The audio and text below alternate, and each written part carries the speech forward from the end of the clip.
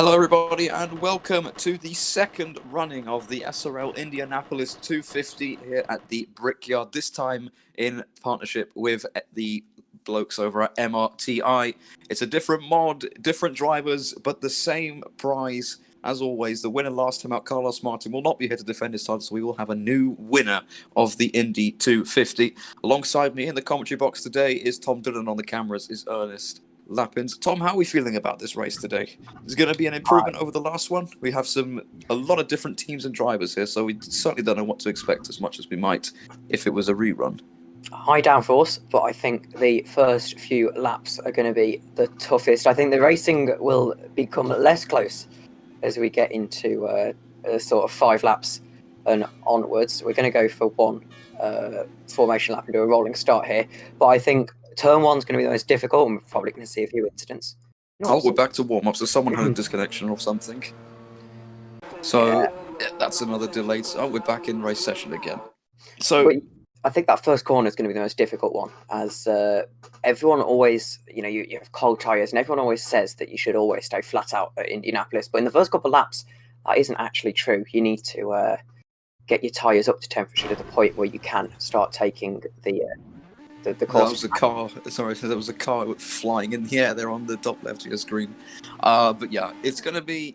There's actually. I was in a voice chat with the drivers. They were complaining about the sun at the first corner, weirdly, because it was creating a very bright reflection off the surface of the track, and it was almost too difficult to actually take the corner properly. So if that's a problem in the race as well, we could see some accidents there. But yeah, I think cautions and all of this are a given. I mean, the last time we did an oval race, the less said about Daytona, the better. Yes, for sure. But I think higher downforce is going to really help these cars. So basically, they're Formula 2 cars, really. These Indy cars, they're very similar in the way they drive, according to Romain Grosjean, actually, who's just signed in real life. Obviously, these are the 2012 spec, I believe. Yes, they are. And they look spectacular. No aero screen, of course, and little aero as a whole, but they've got more downforce than the NAS cars, and they're going to be a lot more easy to drive. They're much more nimble. Yeah. You've got to get your racing line spot on, though, around this track. One little mistake that costs you 2 temps here would cost you a second anywhere else. It's a very, very difficult track to get right. Yeah, and it's a full grid as well. As everyone is lining up, we're going to be going, as Tom said, for one tour lap as they go underway. Someone's really getting out of position and jumping ahead as Jacob's taking it rather slowly. And yeah, this is pretty much a given problem, but they should all form up. So yeah, it will be one also tour laps and then 100 laps, or 250 miles of the Brickyard, hence where the name comes from. And George Whitehouse in the Mankey racing car, with his 2 teammates in front of him, had a spectacular qualifying effort from Mankey Racing. But it was Ivan Leonov who put his net records on pole, and once again we have a restart. But yeah, I believe that I saw on the timing Anthony Nickpon classed as a DNF, so I'm not sure if they've gone and done that for him. Wondering who there pulled off the grid. Yeah, I don't know who that was. Yeah, we can maybe have a look at it, but we can run through the grid order. So it was Ivan Leonov who, despite the fact the guy next to him on the grid, Jacob Reed, was fastest in the qualifying. When you set your times in the Fast 9 shootout, it was Leonov who went to pole in his Valence. Sorry, not his Valence, that's Jacob Reed's car. Leonov, I believe, is driving. Did NetRex enter a car into the Indy? I don't think they did. The first Indy? But no, this one. Oh, this one. I haven't seen it, Netrix, no. I would like to point out, though, how amazing this field is in terms of livery colours. It's like a rainbow down there. Very, very colourful. Yeah, look on the right. Look at the row on the right. It looks fantastic. But yeah, it was Leonov on pole, Reed in second, Owen McGaugy was third, Frelick fourth, Stevens fifth, George Whitehouse lines up sixth. All 3 of the Mankey racing cars, and again, the same car jumping out of line there. But all 3 of the Mankey racing cars qualifying inside the top 6. A fantastic effort from those cars, and it's quite an ambitious livery as well. I can't see who that car is, but I can think that maybe he's been put into the wrong grid slot, and rather than them just fixing it, the race director said to him, just go and get it when we're on the formation lap. Yeah, and the cars here, they should be running too wide all the way down the lap, and then leader is given control and zooms away into the distance whenever he feels like it. But yeah, as we were saying, slipstream is very powerful, so you've got to time it correctly, and it's going to be a cluster coming into the first corner. And we might well see incidents even before we get to the green flag, as everyone's getting so tense, sitting behind.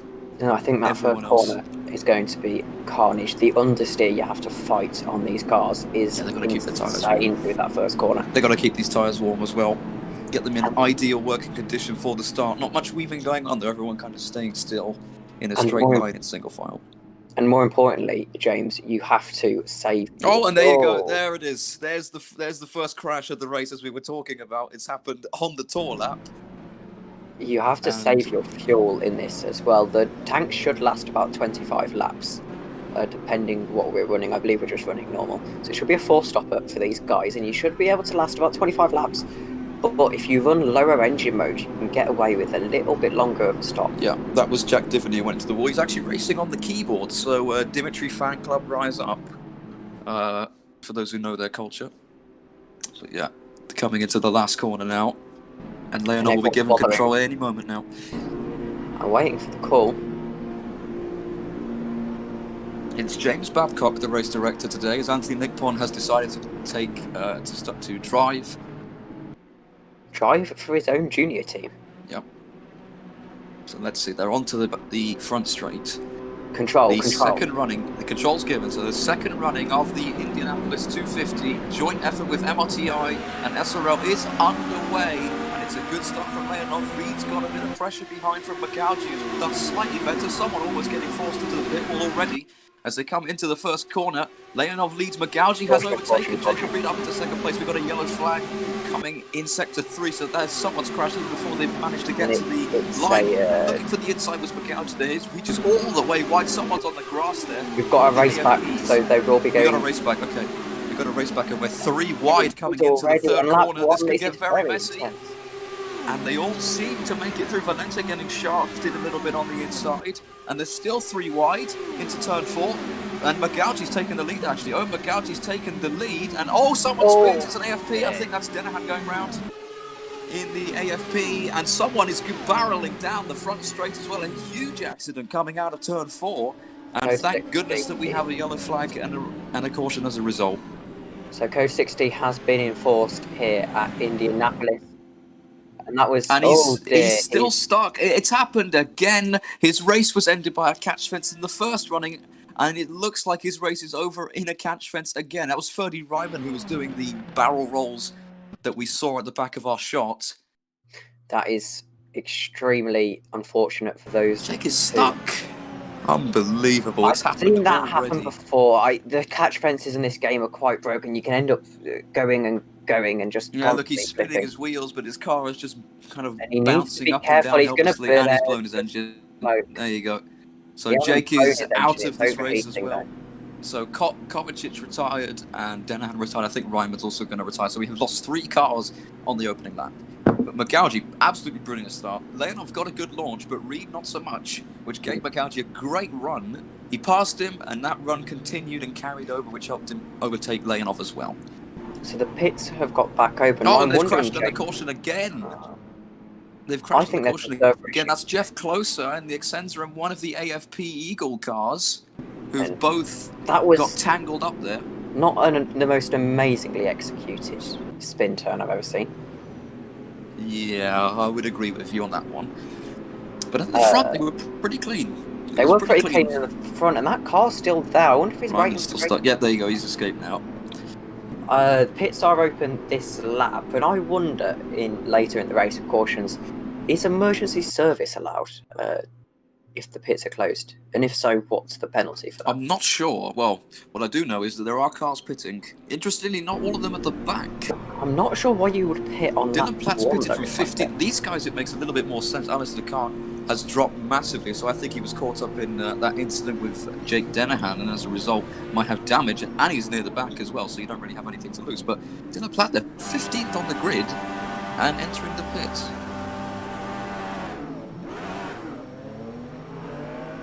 as Alistair goes underway, going to slot in behind. Che Hatch has got his engine puffing all sorts of smoke out.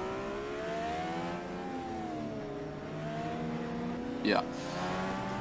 So I think what's happened there with that engine smoking, he's revved it up on the jacks, and that's kind of just a bit damage or something like that.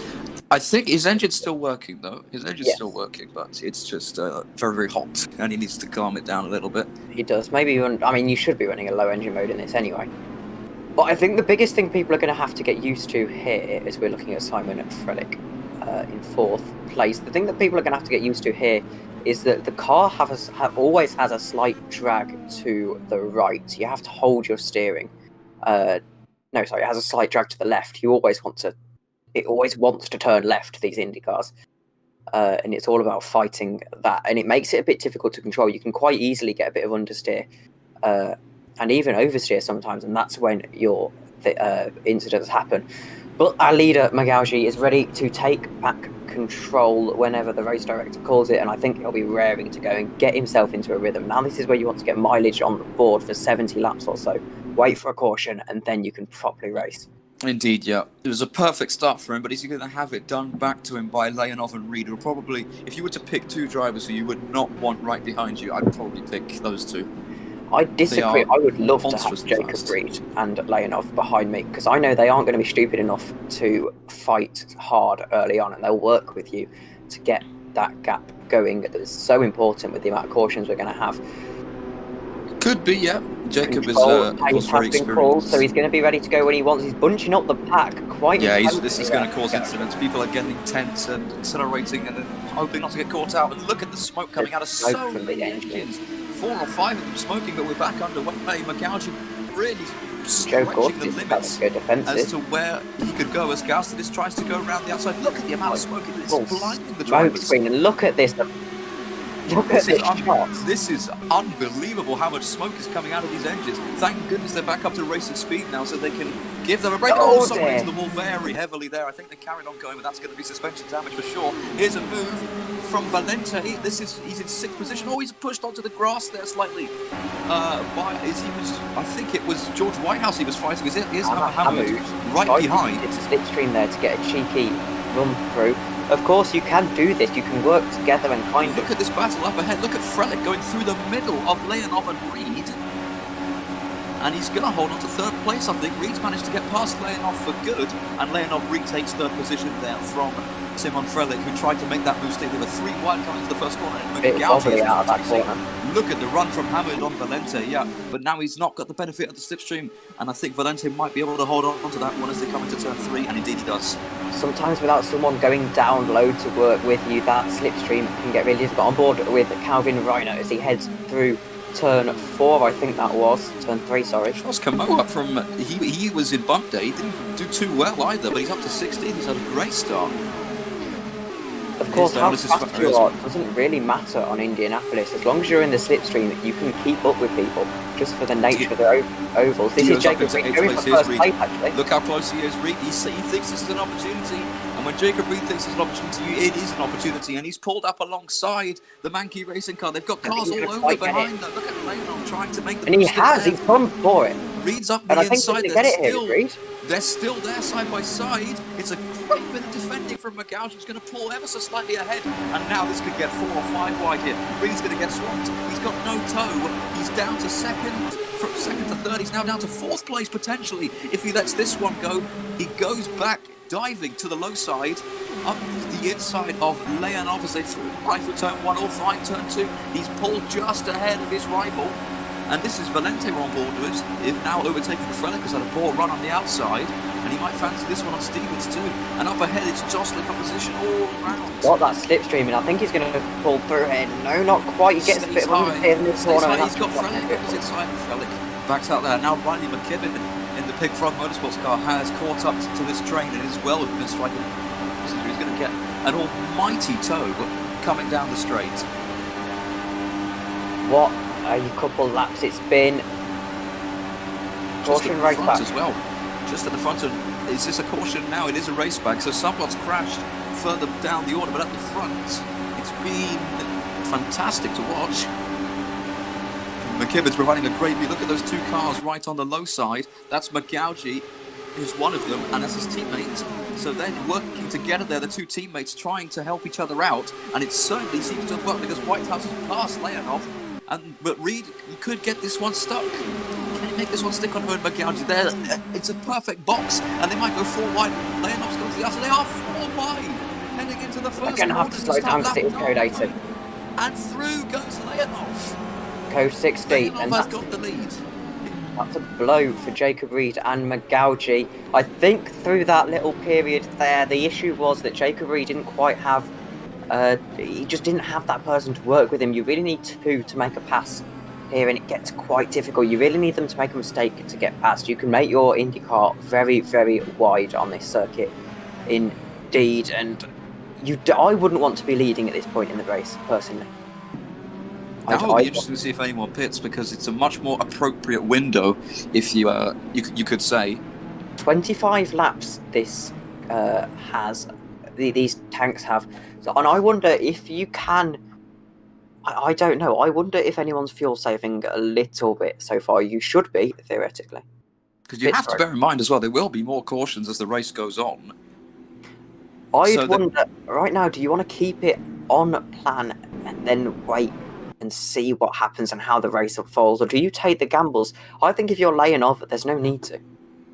Well, he is back in the race lead now that he had for a matter of seconds at the start of the race before relinquishing it to Owen McGougy. He's managed to get it back now, though, as they peter around the last corner. And second caution of the race. Oh, that was a nice little bluff from Ivan Leonov. And I wanted to talk about Jacob Reed a second, actually, who we just saw trying to make a move. He's obviously won this race before. This is officially the MRTI, Indianapolis 250. Oh, they're into the pits. That's McKibben from 8th place. So he's gone for the different strategy. The cars at the back, I think, is more a case of... that's Reiner and Todaro saying, damage. Okay, we don't have much to lose, but... McKibben's in the top 8, he's got a lot to lose. So that's a different strategy. But you look at a lot of these drivers, a lot of the field, they're all from MRTI and they know each other and they've all raced this of course, race a lot. Of course, yeah. MRTI Indianapolis 250 is probably one of the biggest Indianapolis races in the R-Factor series, I'd say. Yeah, and they will be, because it's, of course, the first one running on RF2, of course, some people can't make it, so they're going to be holding another one on RF1 shortly after this race as well. Details for that will be kept, might be posted in the SRL Discord, but you can keep in touch with a couple of us who are in MRTI, and we can relay information onwards. With that one, James? Sorry? I said I might have to get involved with that one. You might have to, yes. I was playing some R-Factor 1 the other day. It's actually a very good oval racing game. It's not bad for oval racing, despite its age. But yeah, I think Race Director James Bangkok will like to get the race back underway as soon as possible. No one's green this lap, as you said. So Leonov has that engine roaring beneath him. It's ready to go. And let's see if we get the same kind of engine smoke that we had on the last restart. I think what people are doing is, under these cautions, they're running mode 8. These cars have mode 1 to 8. And if they're running mode 8, then the engine can overheat quite a lot. You need to really be running mode 1 throughout the caution period. And also, you want to be on the restart as close, you don't want to be in, for example, third gear with really low revs now. You want to have high revs, get the acceleration that you want. Of course. So they'll be in a lower gear, and they might be revving that out because they think, it's time to go, and then the train ahead isn't going.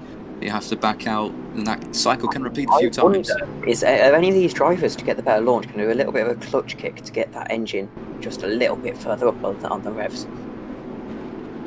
Here we go. There's the smoke. Yeah, you can see it already at the front as well. They're off control. And again, he's leaving it rather late. Control now. They are halfway down the pit straight, and he goes immediately as it's called. So green flag for the third time at Indianapolis as they start lap 11 of 100. 90 laps remaining. Leonov leads from again. Look at the smoke. This is so much of it. This is Calvin Reiner, who was right at the back, and he's got an almighty run on the cars ahead, but he has to back out.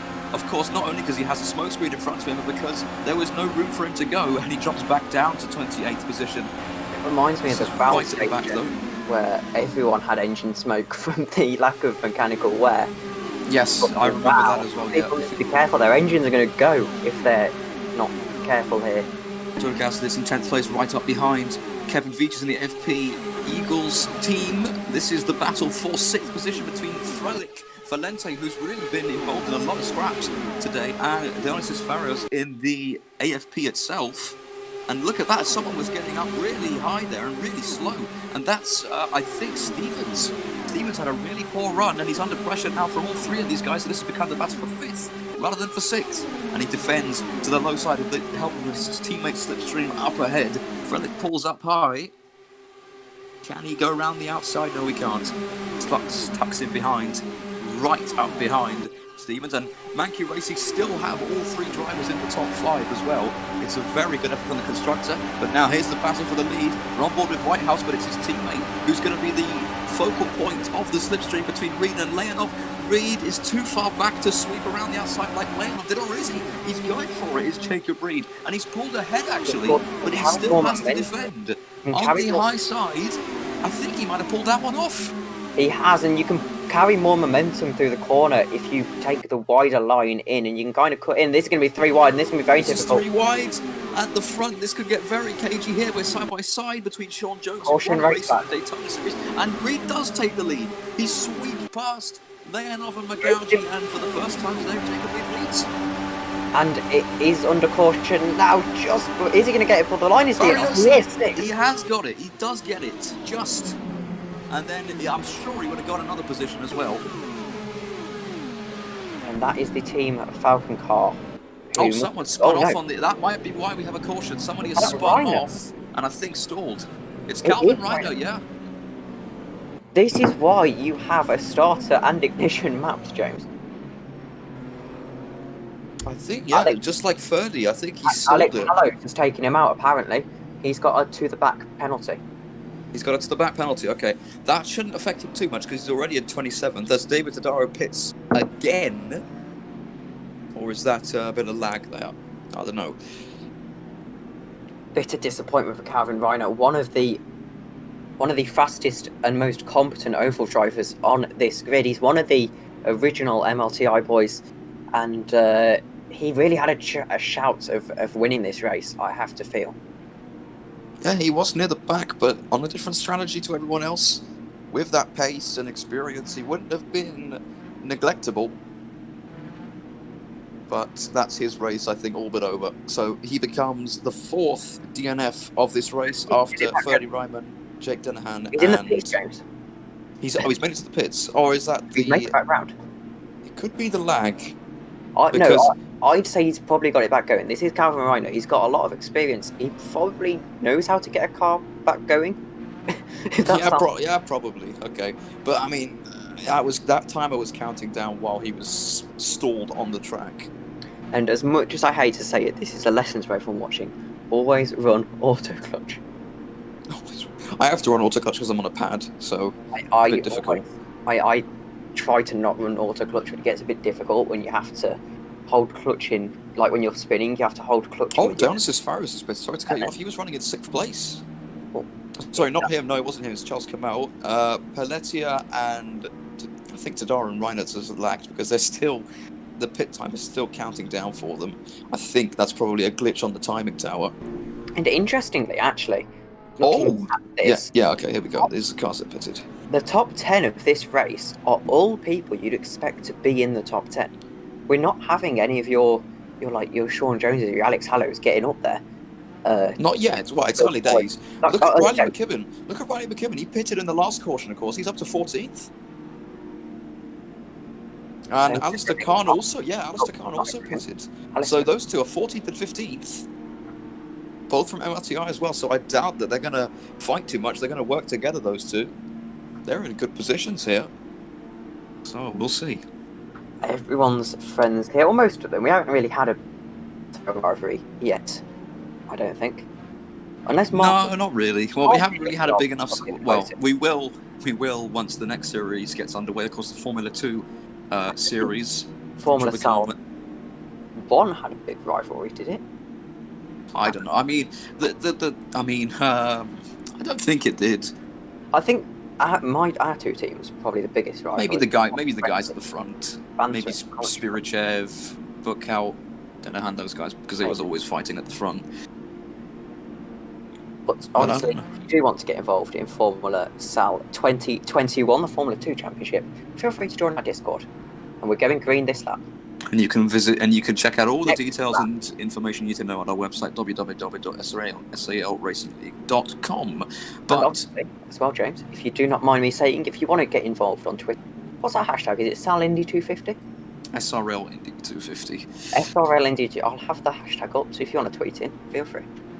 But anyway, we're back onto the straight. For the third time, we're going to be going green after a caution. The fourth time we're going green in the entire race. Let's see, Jacob Reed, the professional of the grid. Oh, we're going green next lap. Okay. Yeah, these engines are going to blow up. I don't know. Well, they'll have to probably switch the modes, sacrifice a bit of fuel for at least having an engine that is working. I think it would be interesting and probably wise for the race director to note now that drivers should be using lower engine modes during cautions. Yeah, it might well be worth it, yeah. And maybe as well for these drivers, it might be worth, if it was me, clutch and coasting through a corner during these cautions. Just kind of holding the clutch in, letting the car coast on through. Because it's not like you're going to lose any time. Just being kinder to the engine, saving that little bit of extra. And Calvin's still there. Did I see that? Yeah, he's still there on the side of the track. So that's probably why we haven't gone green. Whether it was for him that we had a caution in the first place, I would presume so. I would presume so, because I think what's happened there is he was running. If I'm correct, he was running right to the back. He was right at the back. Yes. So I think he's been taken out by Alex Hallows. Obviously, not necessarily saying it's Alex's fault. He has got a penalty for it, so it would suggest so. But that's probably what's happened there, I'd say. Yeah. Another mile to go and we'll be back under racing conditions again. And I don't know if there's a time limit for this race. I think... I don't know. I know it should take an hour and a half under green flag running. No, I think it would take a bit less under green flag running. I think Indianapolis normally is 3 hours, isn't it? Well, each lap is about 40 seconds, so so you get 4,000 seconds. And if I do some quick maths in my head, it's between 60 and 70 minutes of continuous green flag racing. Of course, we're not going to get that. Yeah, so about an hour and a half. But pleasure to share it with you, wonderful viewers. Yeah, to be to be precise and flex my math skills, it would be exactly 66 minutes. Not going green. We are or not? Not going not. green. Okay, so there's still that problem with Calvin Blannett's car. These engines are really going to explode. Yeah, it will be exactly 66 minutes. 66.6 minutes. Chat, by the way, yeah, I have to feel sorry for you, Jake. Oh yeah, we have to. Indy, yeah. 250. I was talking with him and I joked, let's not end up in a catch fence again in this race. Oh dear. Because of course last time out he got spectacularly taken out in what was probably the most theatrical crash that I've ever seen on our own Factor 2. Not the biggest, but certainly the most theatrical. That car literally became a breakdancer for the last 10 seconds of its working life. And yeah, it's a massive, massive shame for him. And also for Kovacic and Ferdy Ryman, whose races ended on the same lap, the opening lap. Now, I wonder though, because this isn't fighting for a championship like Daytona was, are these drivers going to be a little bit more aggressive than they normally would be? Because obviously, there's nothing really. If you get P10, there's nothing really happening. It's just P10, isn't it? Oh my! I've just seen replays of that crash. It was, I think Jake and Ferdy came together at turn 3, and Jake, it's a bit of a Wickens one, except it's Jake on the outside, and as his car oversteers out of control into Ferdy, it goes airborne. It kind of bumps over his front wheel, goes airborne into the catch fence, and it gets stuck. And then Ferdy collects, I think, Kovacic. And it is the old saying: there is no. Oh my! It is scarily similar to his accident in the last Indy 250. There were no small crashes at 200 mile an hour. a minor oval crash isn't actually that minor. Yeah, exactly. A big oval crash while half the field's gone. The big one, as they call it. But yeah, I think hopefully Calvin has now DNF'd, so his car is gone. And Valente again.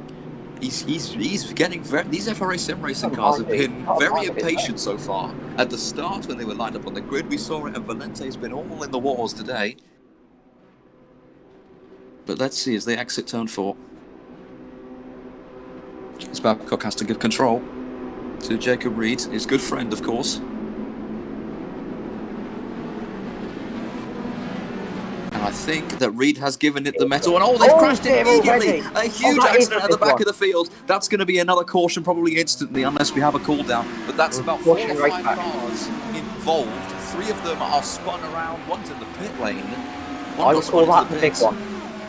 I wouldn't say quite the big one because too many cars are continuing, but yeah, certainly, judging by if you saw just the smoke and that image of a car spinning towards the pit, you say so, and Reed's under a lot of pressure, but Gouge is going to try and split, but no, Reed's not having any of it, but Leonov, he can't stop Leonov going past. The net brings up, it's the leader, McGouge is drawn up alongside him coming into turn 4 now, and right behind is his teammate George Whitehouse, and through goes McGouge back into second place, and it might get worse for Reed. Here comes Whitehouse with an enormous amount of speed, and Whitehouse is going to pull into third place as well.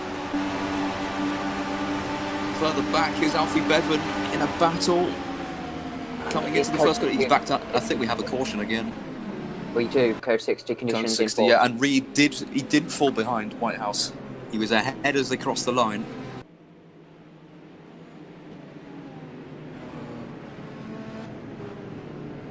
And very, very interesting race so far. I say race, we've had 20 laps, we've had about 3. Green. A bit more optimistic. We've had about 7. Not many more, but we've had about 7. Yes. Well, to be fair, if you're one of these drivers, pit window's about to open, really, in normal green running. You can go longer. Why not make the one stop? I say. Let's see. Well, keep an eye on McKibben and Alistair Carton. If you wanted to keep an eye on drivers, keep an eye on them. They're not in 14 and 15 anymore. They've lost a few places. Khan has dropped off quite a lot, actually. I think he was probably involved in that accident. It happened around the midfield, and anyway, if you're in the midfield and the crash happens, if you're at the back, you're going to have to go through it eventually, whether it takes you out or not. Yeah, Khan drops from 15th to 22nd position, so definitely involved in that accident. I think Che Hatch was another one involved. He's down to 25th. And Reed is in. Jacob Reed's pitting. And he's not the only one. Farris follows him through. That could be interesting from... he was the race leader, was he not? He was in he's in third place. And that's a lot of cars coming in, actually. There's more cars coming in than out. They've crashed in the pit lane. He's hit a stationary car. That's David Tadaro, who's stuck in the pits. And Kumade is now backwards. Of course, I wonder if that's one of the classic iRacers joins R-Factor 2 and immediately... That is an interesting pit position from Kevin Veachers, and Farris has had a shocker of a pit. He's dropped a lot of positions there. Reed at the front, you can see, Farios has dropped 3 or 4 places in the pits. And Veachers, okay, he gets going. He was the one in that kind of weird position. And Kumade has got the engine running, I think. He was reversing, so it had to be working for that to happen. It's off. And he gets it back on. So he will be in this race, albeit plumb last of the runners. But he is in it at the least. I don't know what's happened to him, because he's still in the pits.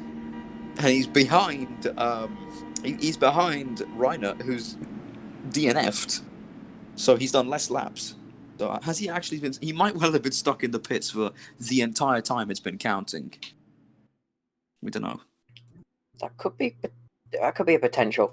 I think it's going to be very interesting here to see how this race unfolds now. I think Jacob Reed pitting was probably the wrong decision. And Reed's pit stop now. Look at Leonov. Look at the 3 cars behind him. McGougy, Whitehouse and Stevens, who are all teammates. All in a call together in the team speak. Leonov has got a very tough task ahead of him here. So, interesting news, James. Unless, according to the race director, and I apologise, my phone's notifications on. I will turn that off. According to the race director, there is 4 laps, until we have a caution cooldown. Or we have a caution cooldown until lap 25. So unless there's 4 lap cooldown, unless another big one, yeah. And it would have to be green. A big one. We are going green at the end of this lap. Again, as per usual, the F1 Sim racing car getting really impatient. And Leonov in that striking Netrex livery right behind the line. And he goes. Away he goes. Back underway once more. For the 5th time, the green flag is dropped, and this time they have all managed to clear the pit wall before an accident happens. We start lap 21 of 180 laps to go. Jack Divney on a keyboard is up into 10th place. We're on board with Jeff Closer in 7th right now. Senza up ahead of him is Valente, and then Frelick and the trio of Mankey racing cars. Leonov has still held the lead, but for how much longer? You feel it's only a matter of time until he is swamped by those cars behind. They're hungry animals, these Indy cars. They want to go faster. They want to just have top speed. Whitehouse hasn't managed to keep a very good gap to his teammate Magaldi, though. So Magaldi is going to be all on his own attacking Leonov. And Whitehouse now needs his teammate to try and protect us. Frelick is under pressure from Valente into the first corner, and through goes Alexander Valente momentarily. Well held by Frelick, and I think he is now ahead. Yes, he's back in front and closer going to the outside of Valente. He's pulled ahead, but Valente gets back in front of him. And as I was pointing out earlier, James, from pure boring strategist perspective, you do not want to fight this early on in the race. We're only a quarter of the way through. Oh, actually, sorry, closer past Valente. Valente's now dropped behind Platt as well. He is a man on a mission. Jeff Close has got some incredible talent. Hasn't yet to use it all that much in this series, but it's definitely there. And he started 17th. He started 17th, and his teammate Shay Hatch is up from 25th to 10th and has pitted again. Or I think that's a glitch. That's 3 minutes in the pit lane. No chance that happened. And Closer, look how wide he's going. He's really trying to. He's using every inch of the roadie cap, and now he's under pressure. They're 3 wide behind. Leonov is still under pressure, but the battle behind is where it's at. They're 3 wide, Closer outside, Platt inside. Platt pulls ahead for the moment, and it's amazing that Leonov still is in the lead. He's clearly learnt a few things from Carlos Martin from the last race, where he was the one attacking and he couldn't find a way through. And look how many cars are involved in this battle. The top 9 all separated by, that's not even 2 seconds. And Leonov is really causing a bit of a train here, a kind of a blockade. You're not going to pass, it's going to be carnage behind me. As Closer goes around the outside of Frelick and Platt and the 2 Mankey racing. And here we go, Leonov now is in trouble. Now he's in trouble. You've got all 3 of the Mankey racing cars on the inside, bumping to us. Look at Closer through the middle. He goes through the middle and takes 3rd place. And can he get 2nd here as well? He's got the toe from Magaldi. He's up in the 2nd place. What an overtake. From 6th to 2nd in 2 corners. And he might not be done yet. I love the excitement. He's going for the lead. I love the excitement in your voice, James. Oh my goodness, Jeff Closer has taken the lead of the race. An unbelievable couple of laps from the eccentric driver. What? Unbelievable. Up into the lead. He's still got those Mankey racing cars, still 2nd, 3rd and 4th. Leonov has been absolutely swamped. He's down to 6th place. And Closer, yeah, here we go. It's going to be a replay now. It's going to be a replay, except it's him and instead of Leonov. Is he going to try and hold on? His tyres must be screaming for help. Oh, he hits the wall. He hit the wall. And he's diving into the pits. He's diving into the pits, so either his tyres cried enough or the suspension was damaged. I think that's an illegal pit entry. I believe, James, that would just be a normal pit stop. We're at about that time. Yeah, we are, exactly. It is 25 laps in, that is true. But he did smack that wall, which could give him suspension damage. It was certainly a quick reaction. This is about the fastest your car's ever gone, is it not, James? Probably, yeah. That's another reason why I'm so ecstatic, because he is driving for my team, of course. I'm not trying to, no bias intended, as always, as Whitehouse under pressure from Platt. But I mean, if you saw a car going past 4 or 5 in the matter of 3 corners, I think I cannot blame you at all. It was very exciting indeed, and amazing. Very ballsy, very ballsy through the middle. I don't think that was a big enough impact to cause major suspension damage. He might have light blue, but he's still in the pits. No, he's not. No, that's Tadaro. That's Tadaro. It's like someone else was pitting behind. I apologise, stream. I'm having to watch this through Discord compression, so colours get a little bit mixed up. Yeah, Stevens now leads. Magaldi 2nd. Platt has quietly made his way up into 3rd place, has passed his teammate in the process as well. And we still have the top 7 battling. Where is McKibben? McKibben is 9th. Riley McKibben is 9th and will pit later than all of these guys. And you could just see him in the edge of your shot there, going up the inside of Paletia and pulling it off. Oh no, dear. he's upside down. Oh my goodness, that is a one-way that's a climax and a half. Riley McKibben was upside down and there's crashed more again. spinning into the pit. That is that's his teammate Divinity. The 2 Pink Frog Motorsports cars in massive Caution, brakes back, and there's another car upside down. That's I think a Valence going upside down and barrel rolling over the pit wall. Oh my goodness, that's an enormous accident. That's a caution. There is no doubt at all that's a caution. That was That's Charles beautiful ballet skills from 3 MRTI cars, 3 MRTI drivers all taken out in the space of a lap. And they can't be the only ones. They're the only ones we saw. McKibben was upside down. Davini was flying across the track. And then Kamau with the breakdancing that is so reminiscent of the last time we were here at Indy. And I have to say, I think that is one of those moments where you're thankful this is just a computer game, because that would have been very, very scary. Of course, yeah. Of course. Someone's off on the inside there, one of the AFPs. But yeah, George Whitehouse leads. Oh, what happened to Steve? I think Stevens ducked into the pits on the same lap that all the carnage happened. A lot of drivers pitted. This is where all of those drivers who pitted on that lap, they're now at a slight disadvantage because these guys have got to stop, and they obviously get to stop under the caution at a slower pace, so they lose less time. Yeah, we'll see. We will see, but everyone is bunched up, so the time losses may be minimal. Pit road is closed. Pit road closed, yeah, but it's closed until everyone bunches up. So it's closed until everyone bunches up. So we'll have to see. Just saying, that's Jack Davini still. Oh no, that's some lag. That's lag, and that's 2 AFPs taken out in the space of a second. Sean Jones and that's Alex Hallows, I think, backwards as well. And that's just a little bit of server lag. Nothing either driver could do. And now they have to wait for everybody to trudge on along before they can get going. That's heartbreaking. Sean Jones especially, who's still back. I don't think he stalled it. I think he just has to wait for everybody to pass him. I was about to say, James, literally a lap ago, that Sean had a chance at getting a win here from P12. I was like, he's had a good race, but I think that might be it. I don't know if the engine was running or not, but I think that might be curtains for him, which is a massive shame. But yes, Jacob Reed's back up into 8th place, by the way. So that pit stop might well have benefited. And yeah, everyone's going to come into the pits now. Everybody steams in. Is Reed going to stay out? Of course. Yes, Reed will stay out. There's someone in the pit wall still. That's still McKibben. I think that's Riley McKibben still stuck in the pit wall. Yeah, Riley. With the engine smoking. Of course he the raced. organizer, the main organizer of this race. And even more disappointingly for Riley McKibben, he had the pit stop advantage, yeah. I just called him out saying, yeah, look, he's in the top 8 and he's pitted, everyone else hasn't. He finished. Then a matter of seconds later, the commentator's curse, never more prominent than then, he's upside down, flipping his way down the straight. Of course, he finished 5th in the FSR Indianapolis running that they did in the winter. And he got disqualified from that race for too high ping.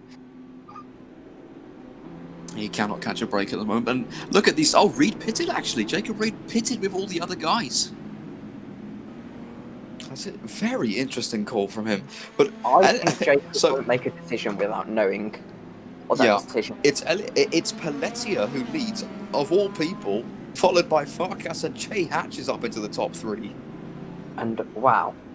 I did not expect to see Paletia. All three of them failed to either failed to qualify or weren't signed up for qualifying, so had to partake in bump day, all passed. Now the bump day cars make up the top 3, and Sean is still backwards. I think he stalled it. Has Paletia? Has there been there must have been something from the race director saying don't escape for a while. Maybe to make it look more realistic. I'm just a bit confused. I don't know. Because everyone seems to be just staying there for quite a while. Yeah. Unless Sean's hopped out, gone and got a coffee before he escapes. Yeah, before he escapes.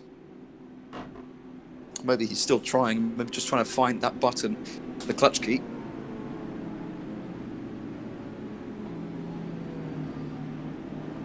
We've already been streaming for 47 minutes, and how many laps of green running we've had? We had 15. Well, we've had 30 laps in total. And I'd say 15 probably, and I don't think someone gave him the memo about. That's either. I think McKibben is out of the race. We'll see if he's still stuck.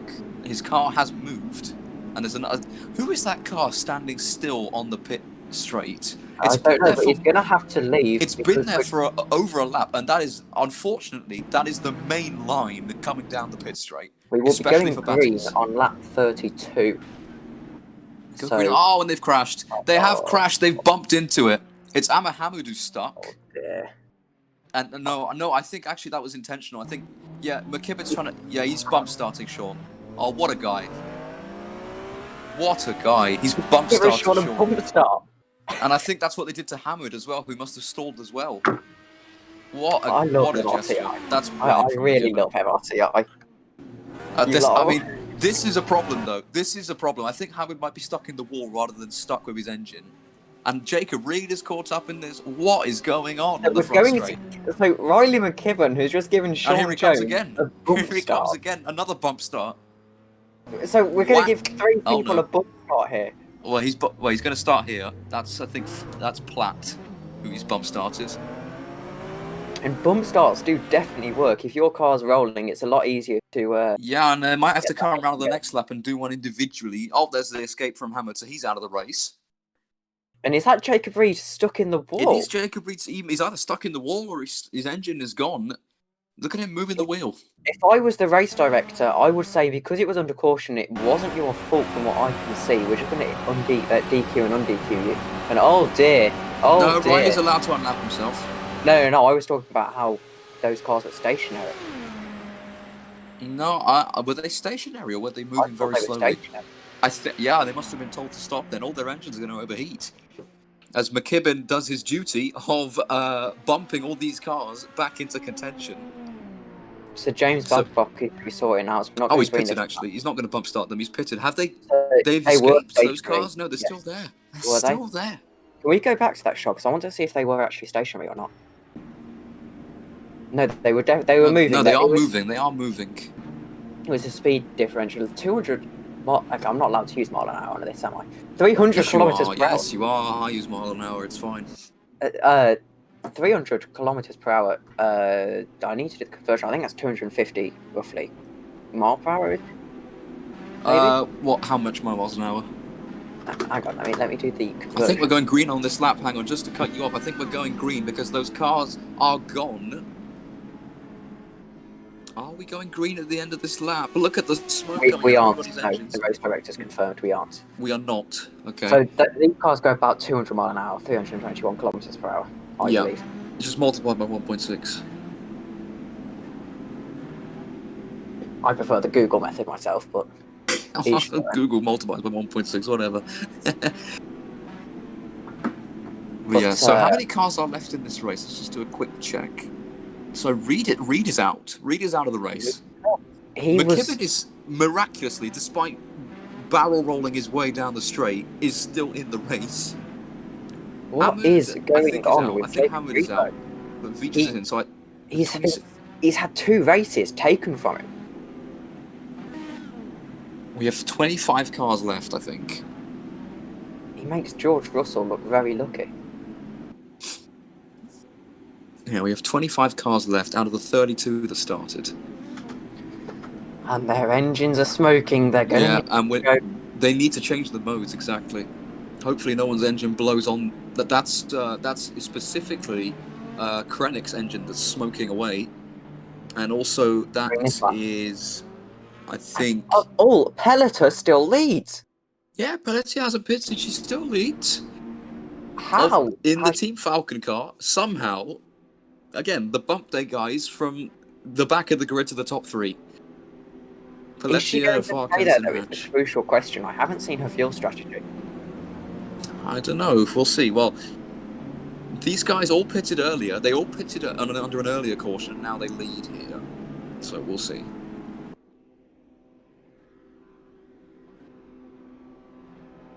Yeah, just hang in there, Ernest, buddy. I always find the hum of the engines as they get ready to go. It's probably one of the most impressive sights in racing. watching those Indy cars on that first lap roar by the trackside cameras with all the shaking. Are we going green on this lap, Tom? We are going green on this. We are going green. Okay. No so control. Paletti for the first time in SRL gets to control the back. Control is issued. We're on board with Simon Frelick in 20th place. Now this could become chaotic, especially with all the smoke. And green flag is waved, and that's a horrible restart for Ralphie Bevan up ahead. Oh no, it hasn't been called. Just accelerated. The start line's coming, and they have to go now because they've reached the start line. And she waited all the way. That was as much as good as Stevens. Look at that for a restart from Stevens. It's abysmal. He's dropping down the order. That must have caught a lot of people out, going right to the wire. Look at the smoke in his face. That was not very vision from Pelleter there. That was quite No, she's going to be under a lot of pressure from Farkas, Hatch, and even Anthony Nick comes up into the top 4. Farios up into 5th as well. And here goes Martin Farkas down the inside. Oh, they touch. The leading pair collide. Farkas is going to be strewn onto the track. Is anyone going to hit him? No. Oh, no, someone did hit him. I think that's closer. That's Jeff someone is in the air. That's a caution. Race back has been called. There is a caution. That is a caution. Is that McKibben again? And Reed, after DNFing, it's back.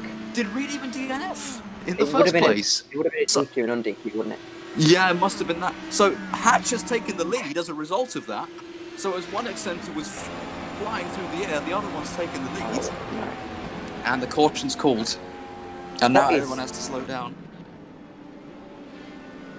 What? That's another big crash.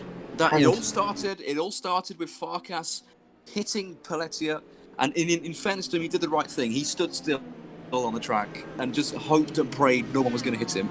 And it looked like everyone got through, but Closer just tapping him, and the rest is history. I have never seen anything like this in my life. It's Daytona, except it's Daytona, except, I mean... It's Daytona with faster cars and more carnage. Well, it's also less individual mistakes, I think. Yes, for sure. I think it's more just the nature of oval racing rather than the drivers behaving. They're not being perfect, of course, as always. You can never have a perfect race from the driver's POV. Overall, though, I think the front of the field have driven fairly well. I think that move... Yeah, we've seen some very good battles. I think the move from Marco, though, that set off this caution, I wouldn't say it was Pelleter's fault. I think he moved quite late. I think it's just it looked like a racing incident. They kind of just converged into each other's lines. If I was Marco, I don't think I'd have gone for that so desperately. So 4 cars have pitted. Hatch from 2nd place, or 5 cars even. And oh my goodness, look at how bunched up they are. Yeah, my word. And I think we'll go green on the next lap. So Closer will definitely pit. Closer's definitely pitting because he was flying through the air. Goodness me. Our cameraman is saying he's had enough of the cautions and he's getting a snack on the next one. So we are not even. We've just crossed 1/3 distance. We've had, I think, 6 cautions. Do not mention that it is only a third distance. Yeah, it doesn't make it sound very good. No. In fairness. In real life right now, James, we'd be able to go up to the people in the commentary box and go for a break, or we could just go every 2 minutes because that's just how it is in real life. For exclaiming, "Oh!" when nothing's happening, as they always do. I remember actually the thing that confused me about Indianapolis. I think it was Scott Dixon had a championship losing pit stop, and the Americans were in break. So I was just sitting there with no commentary while this massive race defining moment's happening. It was about 2 a.m. as well. Classic. Classic. We should have just flown you over there. You probably fall asleep on the job, to be honest, though. So if it's 2 a.m., wouldn't have been the best idea. You'd be jet lagged like crazy. Yeah. I don't know. But anyway, Pelletier still leads. Nick Pon is up to 2nd place now. That'll be quite the win if he wins in his own league. Magauji's still in the top. He hasn't dropped out of the top 3 at all this race, Magauji. It's been a very impressive showing, but he's not in the lead. Farios 4th, Hallows 5th, Valente 6th. Green this lap, and the race director has called that you do not go too wide before the start-finish line. I apologise to cut you off there, James. I think that's probably what triggered the accident, the massive accidents that we saw. Pelleter needs to be more careful this time, though. That was a poor That was restart. poor. That was pretty poor, yeah. I mean, going right to the limit of the line is going to cause bunch-ups because people are always going to anticipate it, and they're going to anticipate it wrong. You saw what happened in real life F1 with the same thing. Yeah, at Mugello, exactly. Control and I think Paletsia's been given control. It again, I think. She's certainly, yeah, here comes the start line. She's going to have to go as soon as she crosses. She's crossed, and it's green flag. And immediately they've crashed in the background, I think, or that might have been engine smoke, or there might have been a car sideways. No, it's just engine smoke. Everyone safely through the start-finish straight. That's an achievement in itself. Paletsia's already under pressure from Nippon, though. Here's the danger of making a restart on the start line. Nippon is all over the back of the Falcon car and is pulled out. Hallow's here under pressure from Valente with Leonov. About 3 wide up there. They're 3 wide up front for the lead. Are we going to see another wreck between the leaders? Magauji sweeping past. We get a shot of that. Well, they're 3 wide here as well. Hallows is dropping down the order. He's been passed by Leonov, Valente, and Whitehouse. Hallows is a duck. Yeah, you need to get a good run, otherwise you're going to tumble. You're going to absolutely tumble down. This order Walker was pushed into the pit wall there by Whitehouse. Oh, sorry, Stevens. That's Stevens making his way up from the back of the field into back into the top 10. It's absolutely chaotic. I don't know what we commentate on because there's so many different crashes going on. We're 3 wide now as we exit turn 2. Hallow's battling away with, I think it's Divini. Oh, they've crashed. Divini bunny hops over him and then into the wall. Hallow's 2. It's 2 cars involved. Maybe more, but 2 seriously involved in that. That's Divini and Hallows. I think we won't need a caution for it because Hallows is going. I think he's going back, is he, Hallows? Hallows is, yeah, he's crossed back onto the track. Very, very good driving from Alex Hallows, actually. What's happened to Divini? Has he got going as well, or are we going to need a caution to clear his car? I think that's him in front of him, I think. That was well driven by both of those to get back running without any issues. Yeah, Divini almost saved. Divini's on a keyboard as well, so if he'd saved that, it would have been even more impressive. But couldn't quite. And both those guys probably have damage. At the front, Paletia still leads from Magauji. Farios is now overtaken Anthony Nippon. Whitehouse in the top 5 still. And Stevens has progressed from 10th to 8th, so he's really on a charge. And could we get a shot of first? Because there's 900ths between them. Just sleeping on the job here. But Paletia, look at the amount of cars here. This could be 3 wide. If that straight was 10 metres longer, it would have been 3 wide. And the first corner super wide from Magauji. He's going to lose a barrel ton of places. He's got no momentum and he's high. He's going to lose 4 or 5. I noticed last night when I was doing some test races on this track, as you get further on into the race and the real road gets more, there's marbles that start on that high line. If you get into those marbles, even though it's just the sim, the marbles really hurt you as we pop. There we go, we're back. Nippon happy to 2nd place. Nippon's got into 2nd ahead of Whitehouse. Yeah, of course, the more rubber that these tyres kick up and distribute to the outside of the track, of course, the less grip there will be if you go onto those marbles. As Whitehouse steams into 2nd place ahead of Nippon, he's in trouble now. He had a bad run at the last corner. He makes contact with Owen Magauji, who's got the slipstream from his teammate up ahead, and they're 3 wide because here comes Valente's going to sweep. I think Valente's going to get the sweep if he can just stay in the slipstream. He can't hold it. The tyre's crying enough. And up front, Paletia has got Whitehouse bumping down the straight. They're side by side, the 2 AFP associated cars. Valente's got a wonderful run here. I think he's going to pass Anthony Nippon, and he does. Those Google cars should have worked together there, but they didn't quite do it. Valente's going to have to leave the room because I've still got the car. I think he's clear now. I think Valente is clear.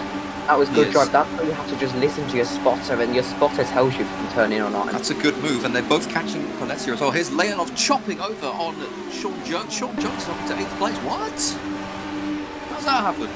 We could win this, actually, could Sean Jones. But actually, at the front, George Whitehouse has taken the lead, and once again, Magauji's run the top 3 all race, but he can't find the lead. Anthony Nippon just trying to get the... Yeah, he's been overtaken by Leonov now, and into the pits comes Paletia. And I was saying, this is where you need to get your mileage done, but people don't want to get mileage done, they just want race. I don't know if that's the best course for Paletia, seeing as she was just in the lead at a caution. Oh, someone heavily into the wall. I think it's one of the Burns Typeweiler Motorsports cars. I think it was Frelich who went into the wall. As his teammate Platt right up ahead, side by side with Stevens, as Magauji finally leads the race. Leonov trying to get past Stevens, who's overtaken him. Nickmon is back up into the top 5 as well, so that's all kicked off, which we missed. And here comes Jeff Closer. We see what he pulled off earlier in the race. As they thunder down the front straight. No cautions for the last 3 or 4 laps, which is probably the best run we've had since lap 20 or so. This is what we... I have jinxed it, yes. Ernest saying I've jinxed it. Valente up into 3rd place. Where's he come from? This is amazing racing, actually. This is what we wanted to see from lap 1. But, now, Valente, he took part in the last Indy 250, the inaugural one, and he actually led the race for large parts before penalties and incidences dropped him way out of contention. He's back, he's found himself in a position where he might be able to lead again. As into the pits comes Dionysius Farios from 4th place. And he was practicing his pit entries, flawless again, and there's cars absolutely everywhere. Oh, they've crashed in the pits, actually!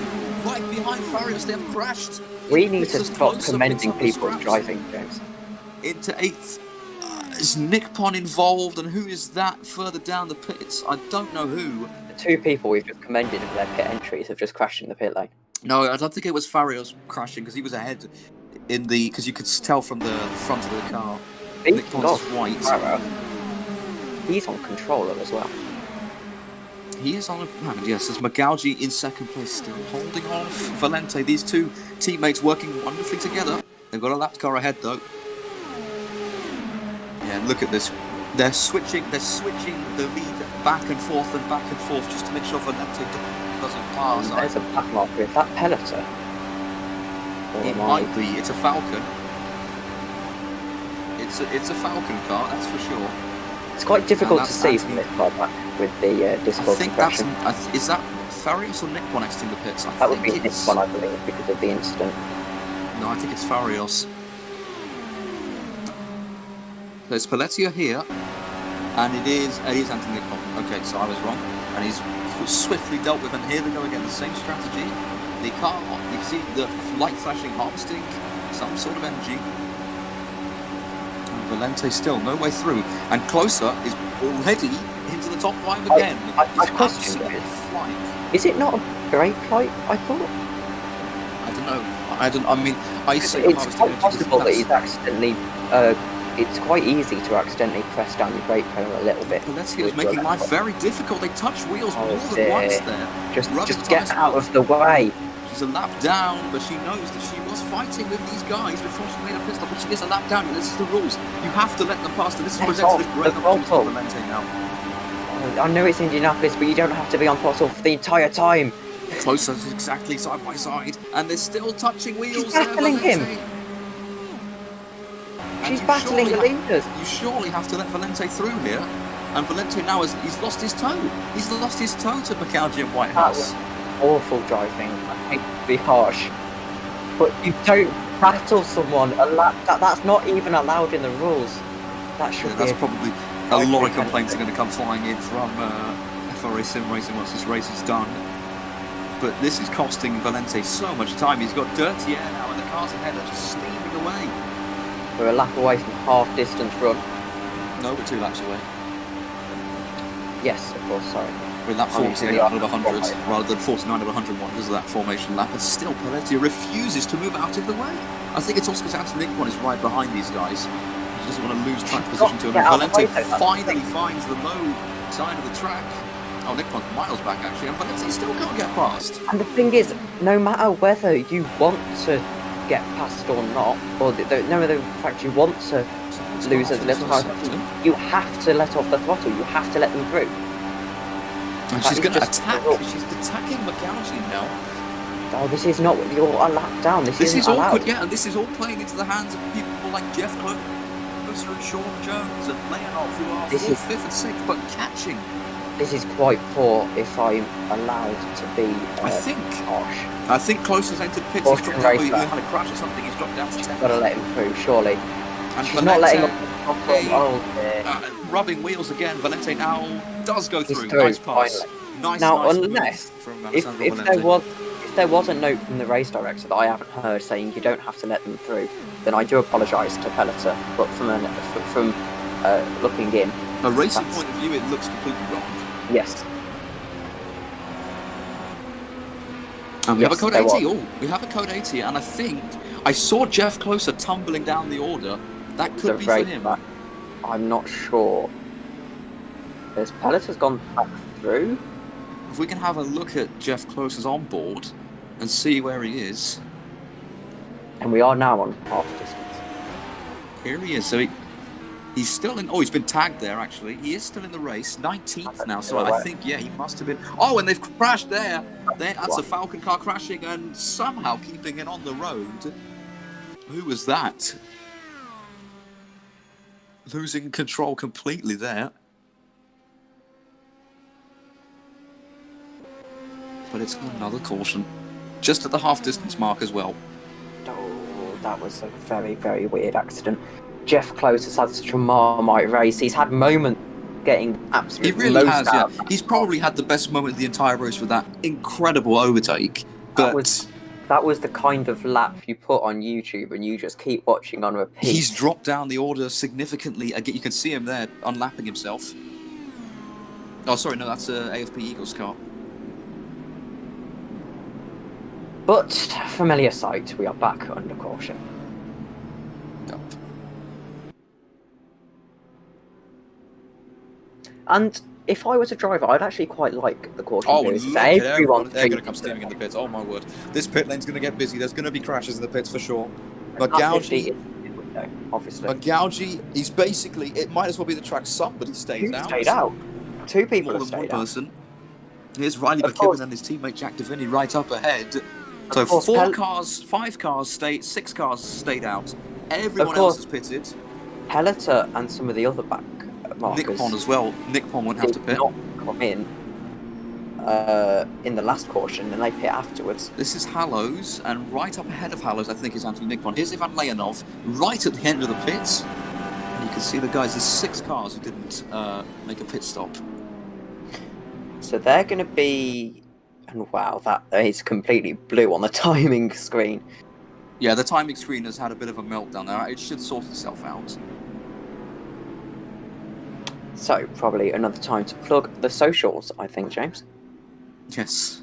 You can find us on Twitter. Maybe not Twitter, just go to salracingleague.com and you can get all the information you could ever possibly want. So it's Alfie Bevan who leads the race for the first time. Farios second, Paletia third, Nick Pond, as we were talking about, fourth, with his teammate Hallows behind. Sean Jones to the back penalty. Sean Jones to the back. Oh, that will be with the crash with Closer then. Yeah, that must have been the crash with Closer. Because he was battling with Jones on track. That will definitely be as a result of that. 50 laps remaining. He is still in the race. Both of them are still in the race. Fortunately for me. Or for my viewing. But yeah, lap 51 of 100 under the caution. We have been going for just about an hour. James is loving this. Am I loving this? It's very stressful.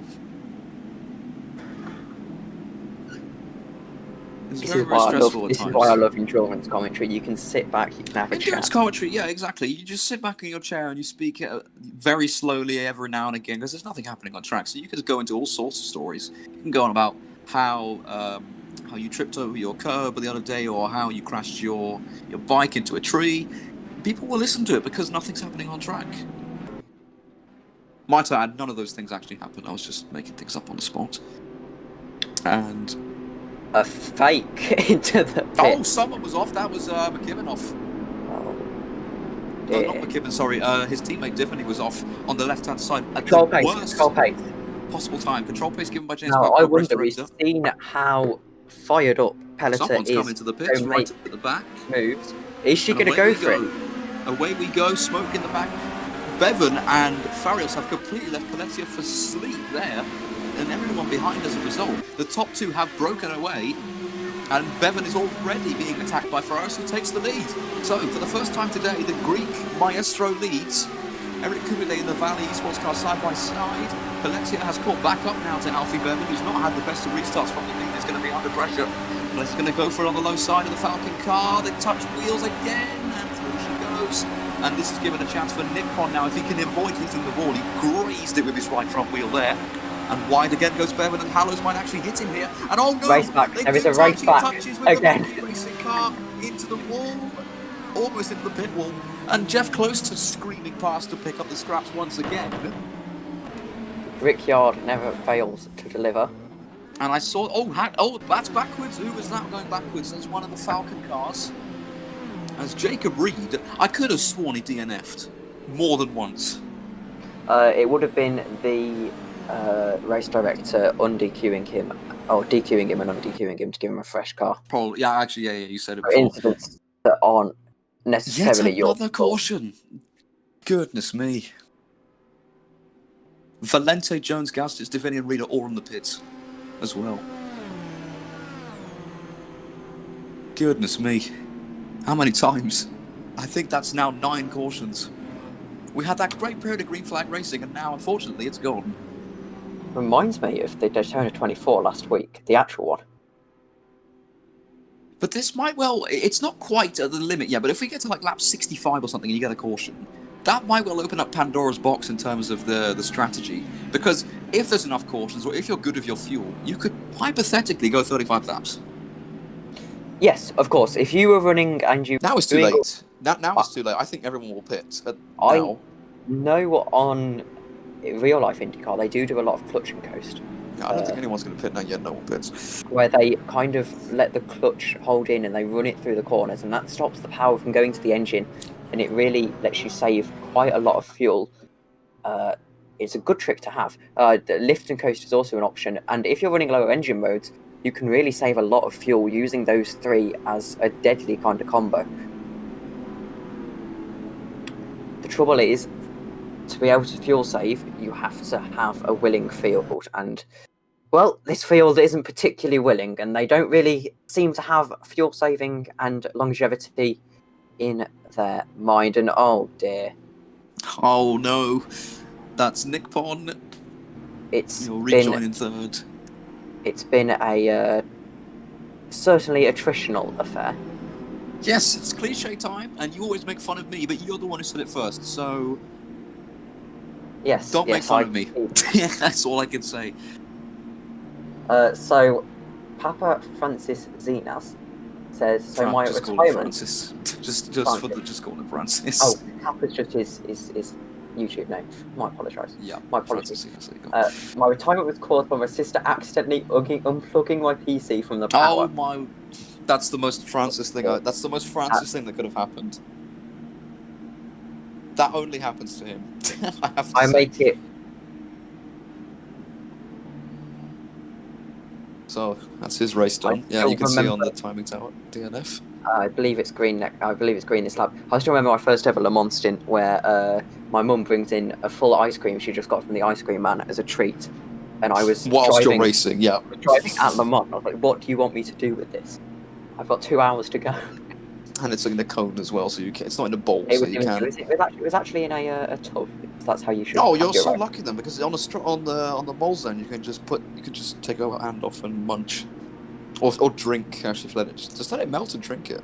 No, we put it in the fridge and had it after my stint. It was a very nice ice cream. Actually. Why would you put ice cream in the fridge, and not the freezer? Because if it was in the freezer for 2 hours, it would have. Frozen. Anyway, Okay.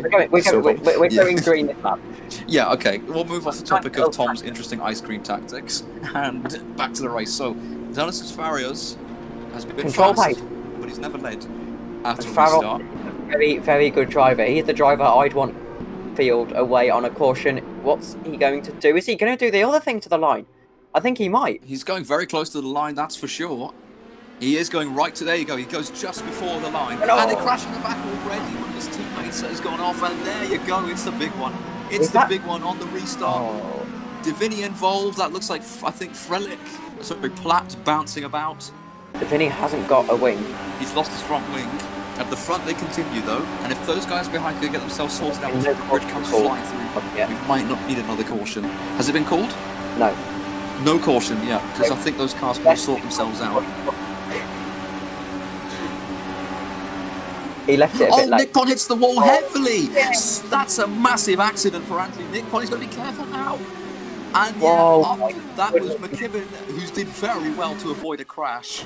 Staying up high. Oh, dear! Oh dear! No! Oh my! Oh no! Wow! Oh my word!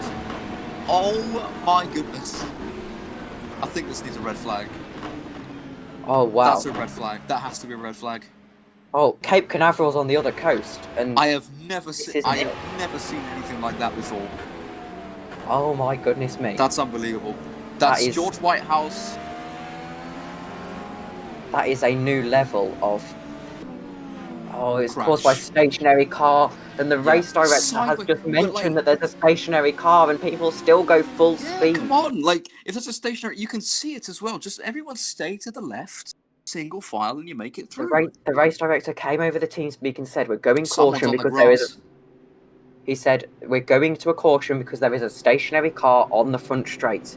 This is where you have to use a little bit of inference and say maybe I should stay." And they're racing each other under yellow flag. Did you see Farkas though? Just go underneath the flying car on top of him. I'll have to get the race replay and have that as That a was screenshot. quite a sight. That would be excellent. But I think it was Riley rather than Jack. I think it was Riley who must have gone about. That was like 20 meters in the air. Not 20, maybe 10 meters. That was unbelievably high. This is a testament to how real life drivers are so skilled and how this doesn't happen in real life. Yes, and thank exactly. God it was not real life, because that would have been a lot worse. Leonov looks like he's heading for the pits. Someone else ahead of him. Is that the race leader? It is. The man who had the interval, controlling the interval, now leads. Well, who was leading in our pits. So the lead relinquished to McGaugy, and Whitehouse has been given back his third place, and I think that is fair. Because he did cross the line in third place at the race back, but was then flung unceremoniously into the sky. My word, what a crash. That was quite interesting to watch. I never thought I would see an Indy race with a crash that big. Even on R Factor 1, it doesn't happen. I think we all expected it, but I don't think anyone really... You can't really visualise a crash that violent and big. No. And I would not want to be a spectator on this one in the crowd. But, wow. Indianapolis always delivers. And, well, it's certainly delivering an interesting race here. Entertaining, yes, but is it a good... I don't know if it's a good race or not. There's going to be questions asked, certainly. This is the kind of race that gets 8-year-olds involved in the sport because of the amount of crashes. Alistair Khan's also retired from this race. He got turned into on a straight, and that was his race. Done. I think the cautions were inevitable, but I think it's definitely been accelerated by some incidents of bad driving. Certainly, yeah. Certainly. Most of these incidents are avoidable, and I think the drivers just have to behave under the restarts. When the leaders give it control, okay, you can gain a lot of positions doing that, but at the same time you have to think, okay, this could end very badly. If we all stay single file and just accelerate away, we'll make it round the next few corners, no problem.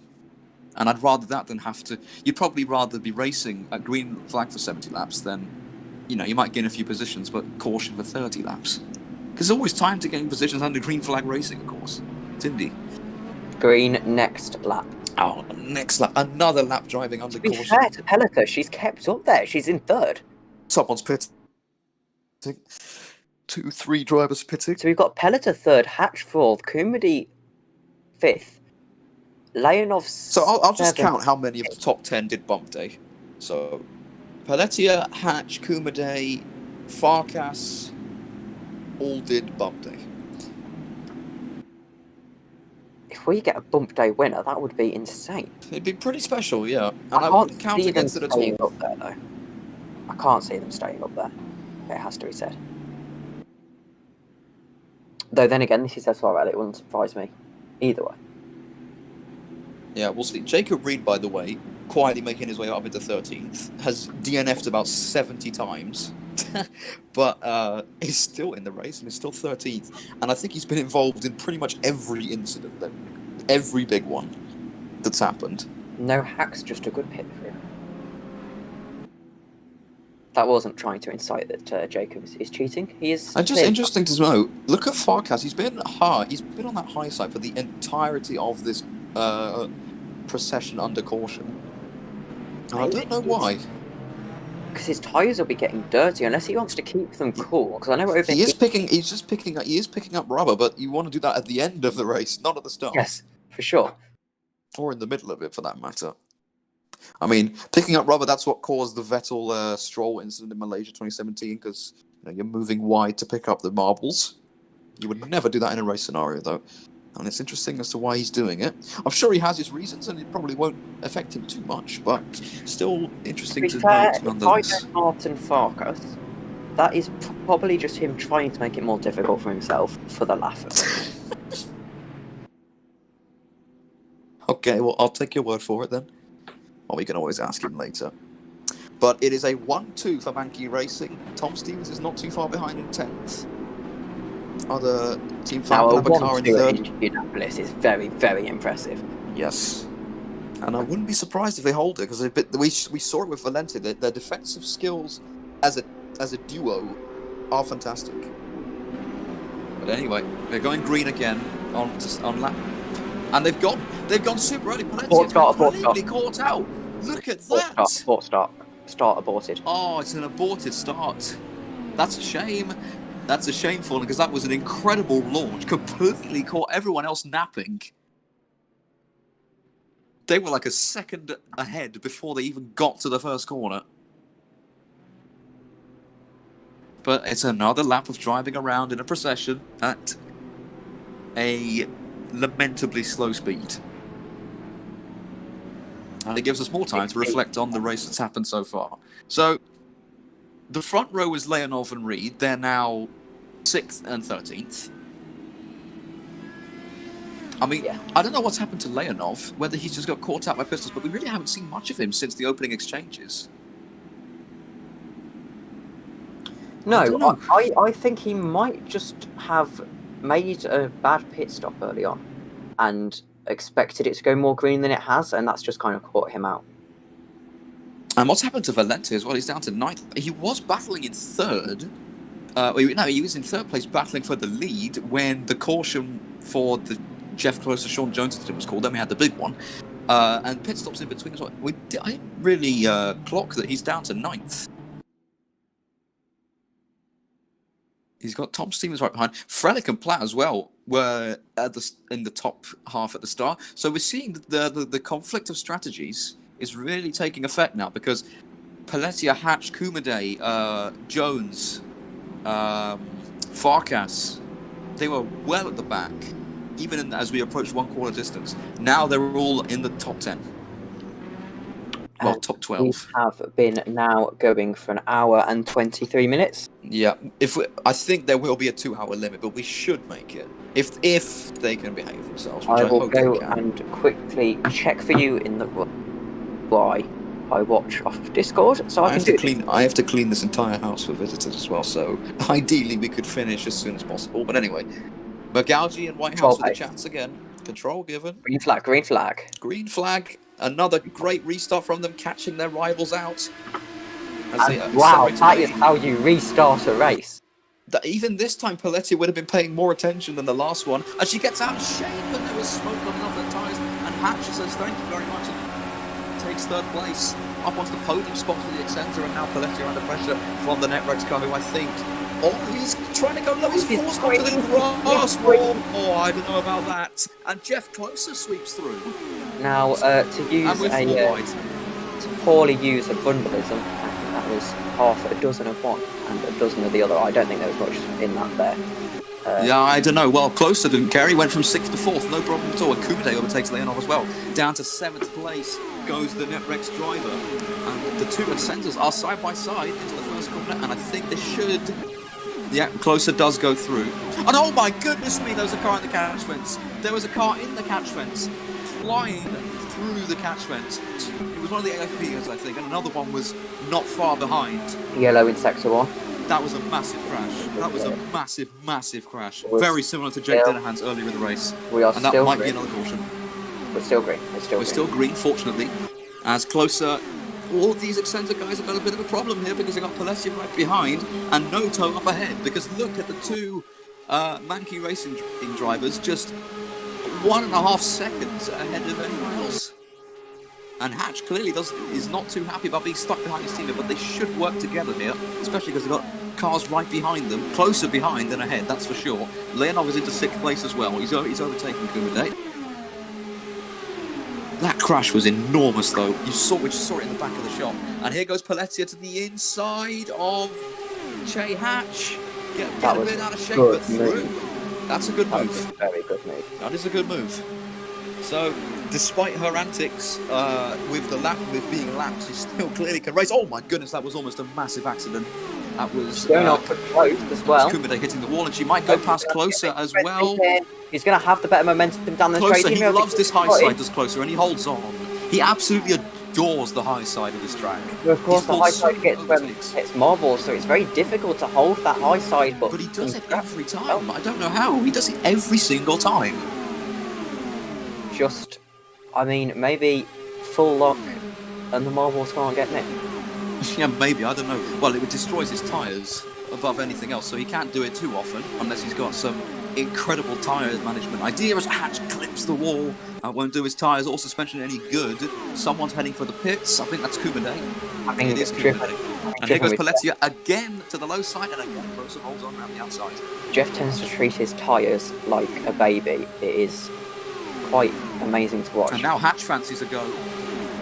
And why not? Because he's got Ivan Leonov right up behind. They're going to go maybe 3 wide. Leonov and Hatch certainly side by side. Into turn 3. Leonov has pulled just ahead of Hatch as they head into turn 3 and takes 5th place.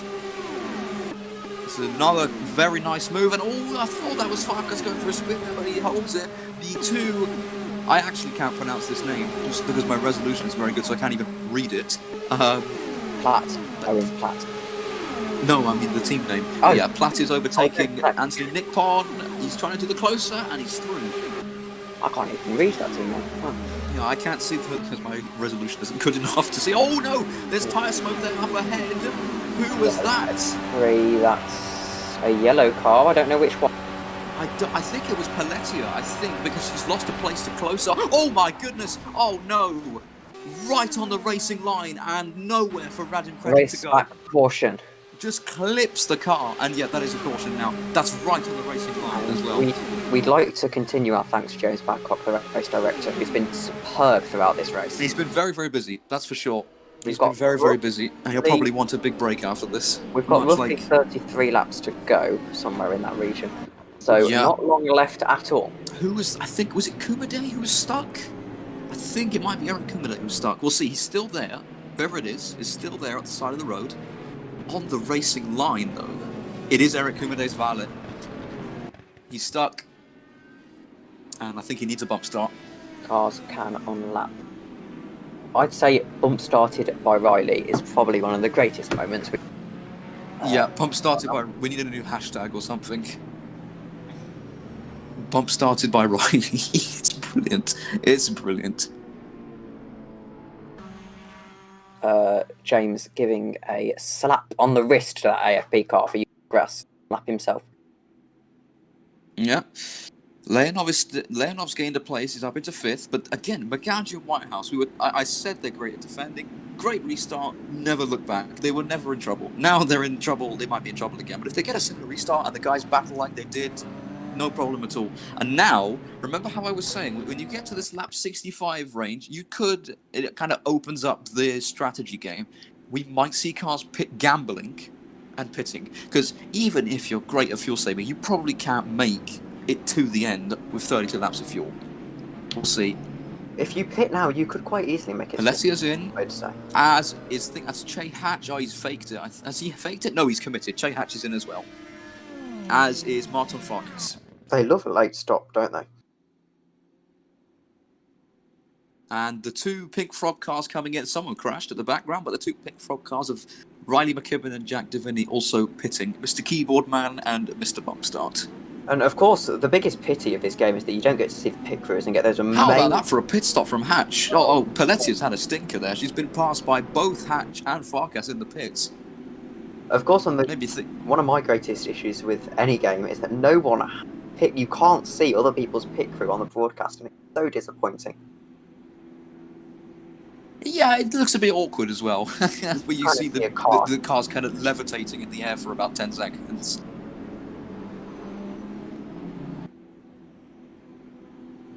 But still, Magauji leads from Whitehouse from Closer. Now, James, Close has a chance here. He does, but he's got Ivan Leonov right and Nick Pond as well, and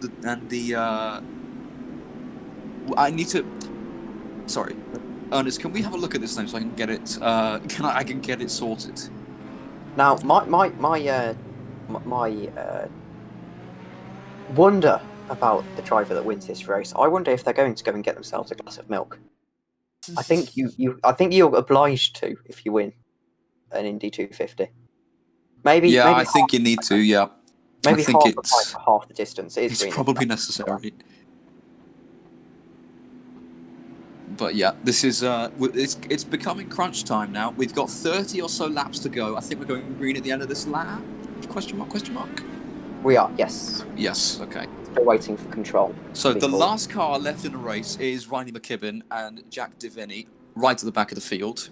They've both made pit stops, as have Pelletier, Farkas and Hatch. They're all at the back, and you can see them right at the back of your shot. So they're ones to watch, because they might well go to the end of the race. If they can manage the fuel, and if they get a bit lucky with the cautions, they could go to the end of the race. We'll see. It's going to be interesting now. Strategy, as long as cautions stay mostly away, strategy is going to become pivotal for the first and only time in this race. Is he going to get it done early here? Magauji and Whitehouse need to work together here.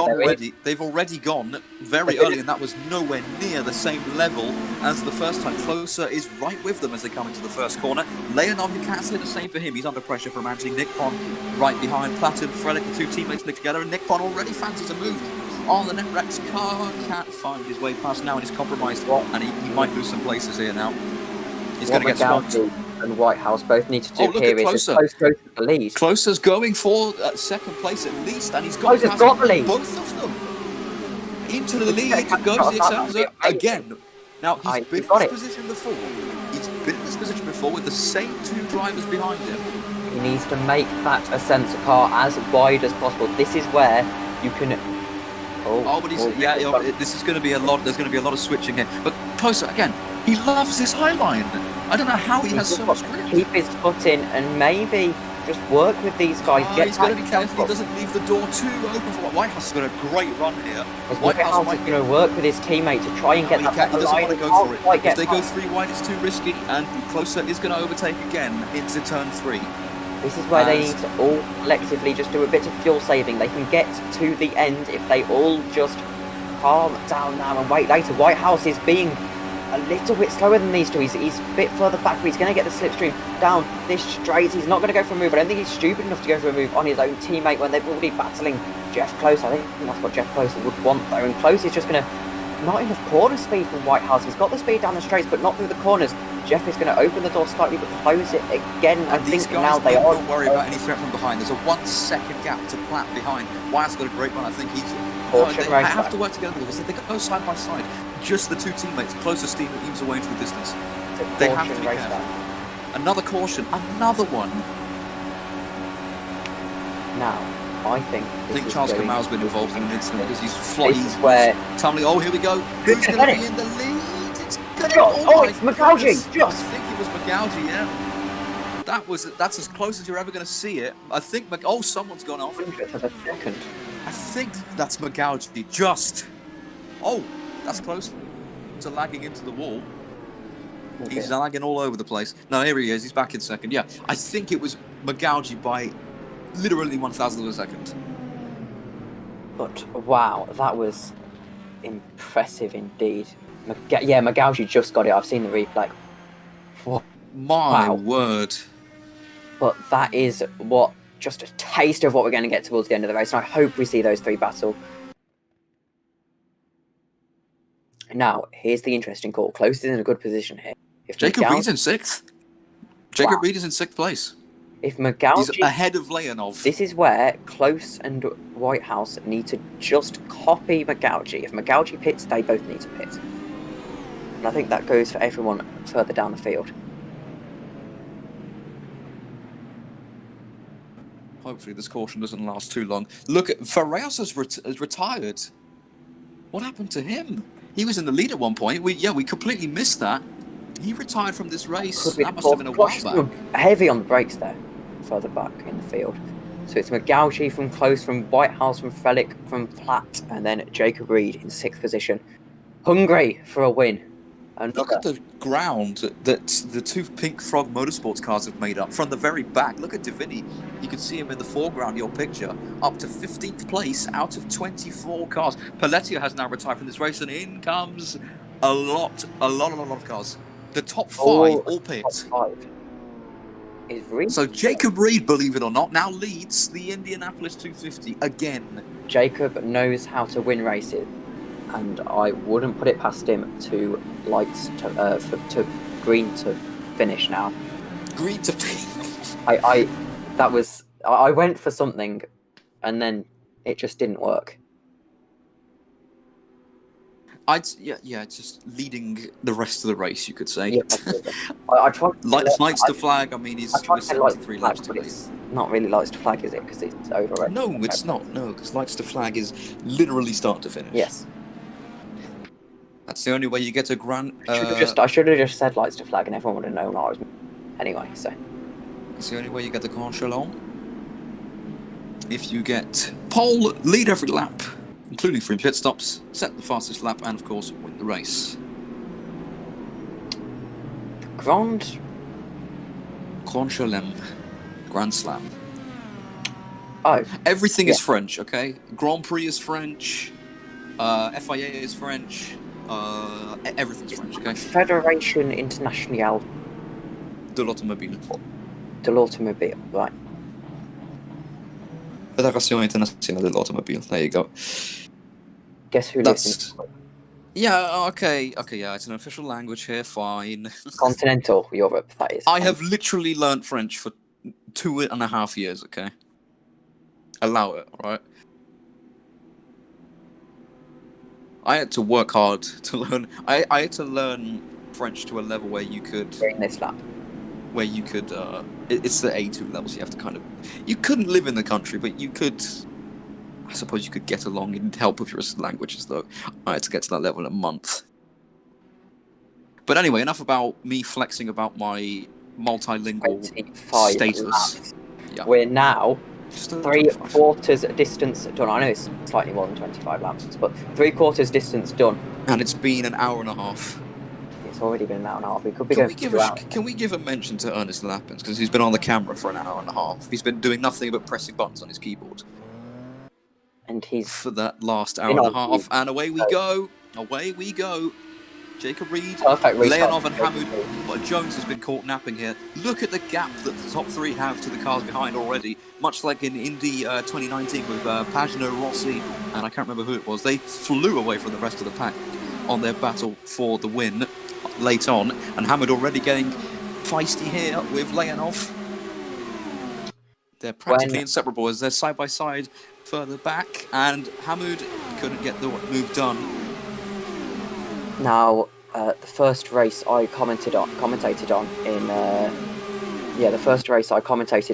in 2020 was a Jacob Reed win, and this is the second race, but the first race in SRL I commentated on 2021, and it looks like Jacob Reed could win that too. The first race anyone has commentated in SRL in 2021. Yes, exactly. Of course, after this will be a flurry of announcements and activity around the Formula Sal 2021 series, which will be lasting for many months, from March until October. The Premier Series, a lot of announcements to follow on that on our website as well. SRL.com. Oh no, that's a big crash. That is Nick Pon, I think, and riding the wall, much like Rosenquist. I think that is it's one of the Falcons. I think it's Krenek. It is Krenek. The most realistic crash. He's still in the race. Hold the brake. In the race miraculously. That was very reminiscent of Rosenquist's accident though at Pocono, where he was just riding that wall all the way through the corner. albeit a bit more dramatically in real life than was there somehow. That was very poor from the Falcon driver. He didn't hold his brakes, and he came back onto the track quite dangerously. Yeah, I don't know who he was he took out. It wasn't Nick Pond, I think it was Alex Hallows, actually. Just Who... hold your brakes. And it's another caution. Another one. A flat spot is better than ruining 3 people's races. Including your own, of course. Yeah. Another caution. Well, the top 3's lead is gone. They had a great launch, those guys, but they couldn't... they can't do anything about it. It's gone. And Whitehouse and Magauji is also interesting to note. They're no longer together on track. They have a car in between them. How critical that might be, we'll never know. We might never know, but we'll see. Are open. Doubt anyone's going to go for more service. Yeah, I doubt it. Maybe 1 or 2 cars. Maybe 1 or 2 cars.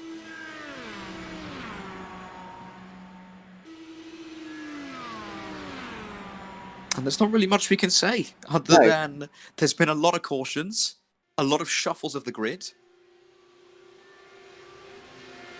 And Jacob Reed, one of the Formula E Race from Home Challenge drivers, is in for pits. He's into the pits, and the top 3 all pitting, Farkas pits as well. So now it's Sean Jones who finds himself in the lead of an oval race for the 3rd time in as many races. And he's got his ambassador, Anthony Nickpon, right behind him. And of course, Sean has so almost won at Daytona. He bottled it through his own mistake. Yeah, Magauji pulling out of the slipstream, and he just didn't spot it, turned in, and they were both wiped out of any... Not just a win, a podium, a top 10. And he was so bitterly disappointed. I believe he's gone away and he's back and ready to... Cars who pitted go in front of lap down cars. As it should be. And the sun is actually, I don't know if it's just me, but is the screen getting a bit darker? Yes, it would do. The sun is setting. Yeah, this could be a bit problematic. The sky is nice and clear and blue, but the track light is dropping, which means the track surface is going to be getting colder and the tyres are going to be in more optimal conditions, I think.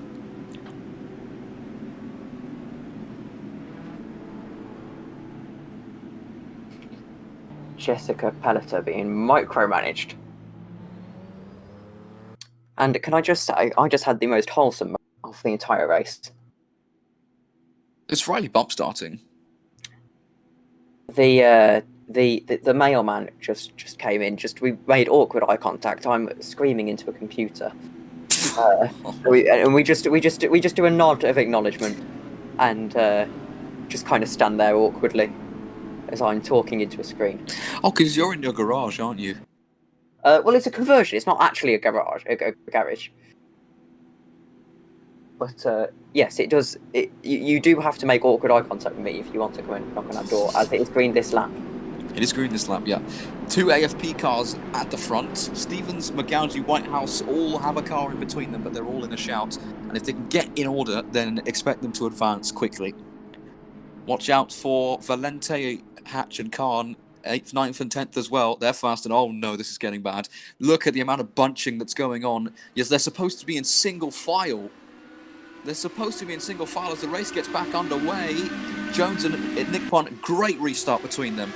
Even with the experience of Stevens, Davini, Magauji all them behind, that's a good restart, but they're already touching the grass. They've given each other a problem now, because look at the speed that the cars behind have got as they fly through turn 2 and onto the back straight. I wonder if Anthony Nickpon's racing driver instincts are going to take over. And look at Stevens, he's going to pass them before he even gets to the corner, past both of them. That is a move and a half from Stevens, move of the day, 2 in 1 corner. He just had so much more speed because Nick Pond and Jones are so slow. Oh no, there's contact. There is contact. That's Valente. I've cursed him. I told him. I said watch out for him. I didn't mean it in that respect. And he's facing backwards at turn 4. He's still in the race, but yeah, that's compromised. And now Hatch has got the opportunity to move himself up ahead of George Whitehouse. Can he pull this one off? Not quite. Whitehouse holding firm round the outside, as so many drivers have done today. And Jeff Closer overtaking via the grass. He's wasted, again, on caution restarts, he wastes no time whatsoever in making up as many places as is possible. Anywhere, look at him. There's hardly a gap there, but he's going for it, and he might pull it off. Stevens leads, Nick Pond second, McGoughey third. Someone's in the pits there, slamming into the wall. McGoughey third. Oh no, that's one of the Falcon cars spiralling off the circuit and into a spin. Look at Alistair Khan, what a move that is! Around the outside, Close has been swamped. Can he pull this one off on 2 cars? He can! What an overtake from Alistair Khan. Jeff Close has to be my driver of the day today. You'll be pleased with me saying, James. Yes. What a drive it has been from the German. Now absolutely Closer, he's going up the inside of Khan. Khan went round the outside of 2 or 3 cars there. Ferrucci moment. That was sensational from him. Nippon has taken the lead back from Stevens, but is under pressure, and now McGoughey is coming. Caution, race back.